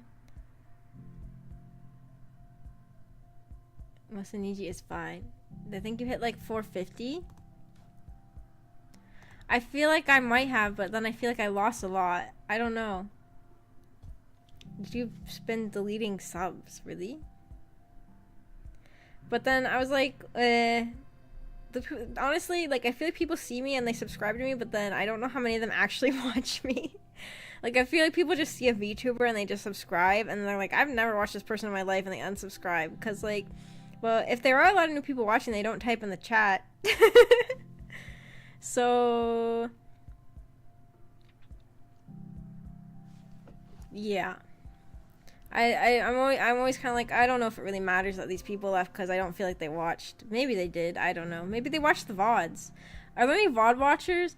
VOD watchers, comment below. I don't know. A VOD watcher might feel nervous about that if I'm screaming at them to comment. I was just wondering if I have some VOD watchers who like they're subscribed, and I just think like, oh, these people who never watch me, but they do watch me, they just only watch the VODs or something. They didn't want you to make the 1,000 sub milestone too easy. I feel like that is a milestone that should be easy. I just don't put any effort in. Because, like, streaming doesn't get that many, like, new people. Like, people aren't really directed to channels through streaming that much, I feel like. They're directed to channels through like outside promotion on like other websites, or through like pre-recorded videos like shorts or like posted videos, but I never make things like that. But yeah. But I guess I'm always like I'm always back and forth about whether or not I want my channel to grow, because it's a thing where I want money. Well, it's more like I want to quit my job, and because of that I want to grow. But I'm really comfortable with how streams are right now. Like, I enjoy the atmosphere.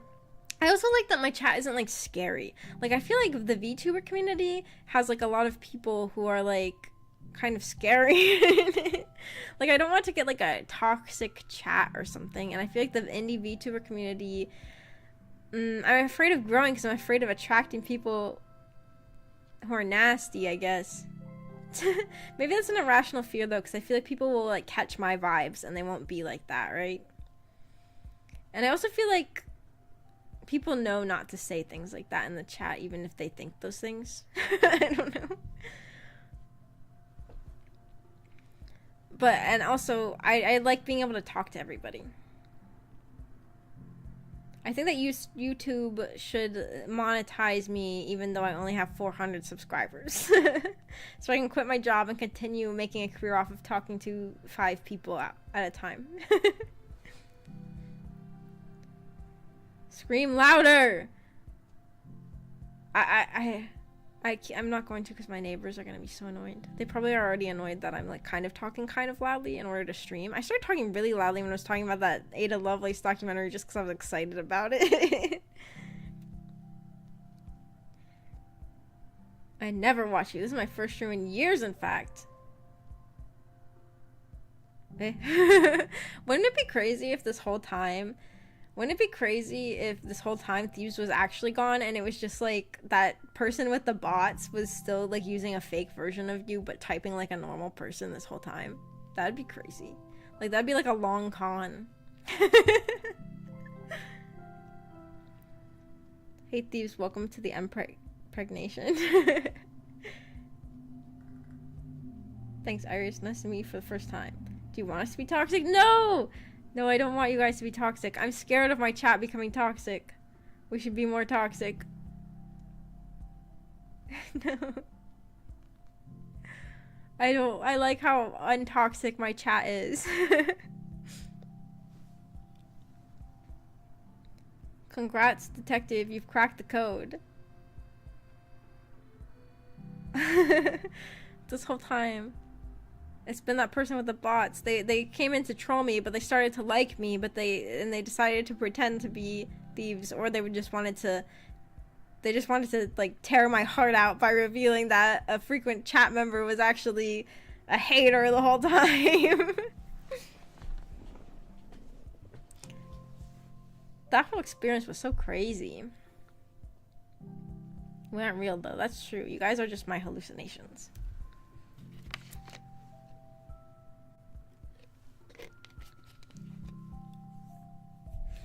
We are Schrodinger's chat. Yeah, you are.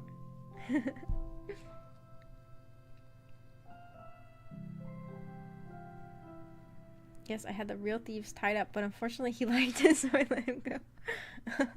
Oh my gosh. This is just like Nyan Neko Sugar Girls.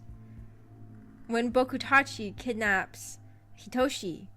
That's a weird thing to make parallels to.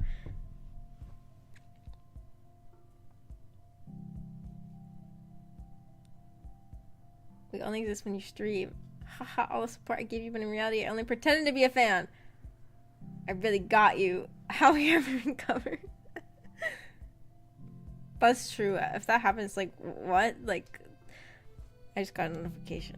Now all my family has me on Life 360, which feels a little bit weird. I feel a little bit weird being tracked 24/7. Like, it's like safe, I guess, but it's also a little bit weird. And also, what if I skip class and they see? Like, sometimes I skip class. That's a little bit embarrassing. I guess it forces me to go to class more often. But yeah, that was the notification I just got, was Life 360.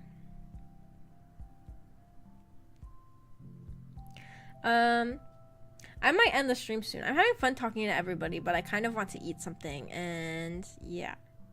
What's Life 360? It's an app that you use to track your family members.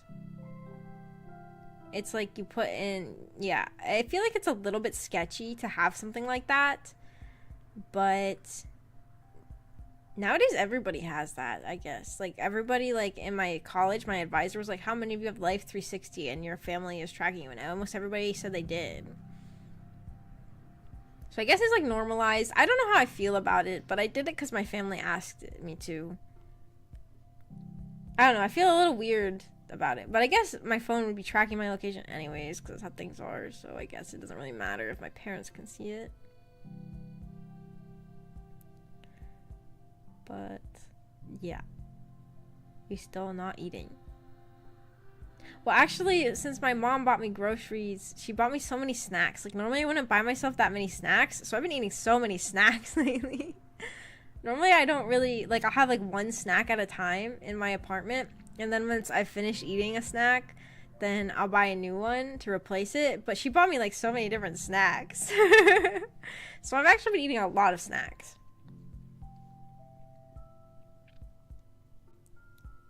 I couldn't care less what my family's doing. TBH, they've got their own stuff and I respect it. And if it's important, I'll hear about it. Yeah, true. I guess they just wanted us all to be like, well, it was originally my sisters asked if I would join their group, and then eventually our parents joined too. But I guess it's like for safety, like if you go missing or something, they can find you. I don't know. I don't know how often they check it, but I do check it sometimes. Like, for example, if Amiko's not answering my messages, I'll check to see if she's at work.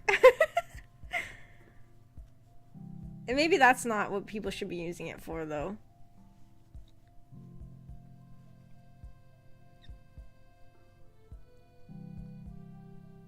Seems super weird to me. I understand with children. It is kind of weird. Like, when they asked me to join it, I was kind of weirded out, but I just agreed. I don't know. I was like, do I want to do this? Then I thought, like, I don't know. I thought I would just delete it if I became uncomfortable with it. No one in my family has it. I don't know how common it is outside of America. To me, it sounds like a very American concept, I guess. I feel like Americans, like, love being tracked 24/7 and stuff.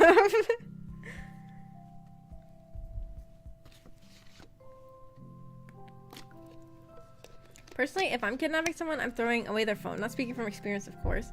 Yeah, that's true. Like, if you're a kidnapper and you don't throw away someone's phone, you're kind of stupid. Like, even without like using Life 360, the police can find your location with your phone, right? So yeah. Yeah, I guess I'm going to end the stream now and go get something to eat. Thank you guys for coming. I would like to play a game soon if I have time. I just don't know if I will because I'm so busy with school all the time. Oh yeah, when should the next book club meeting be? 2 weeks from now, so March 6th, is that okay? 2 weeks is probably okay, right? And Genji will have to catch up, but Act 2 is pretty short, so, but you'll just can let us know in the Discord if you're having trouble catching up. So, yeah, thank you guys for coming, and yeah, 2 weeks sounds good, I can do that. Okay, I'll just keep up with you guys in the Discord if we have to change the date again. Okay, yeah, thank you guys for coming, and bye-bye!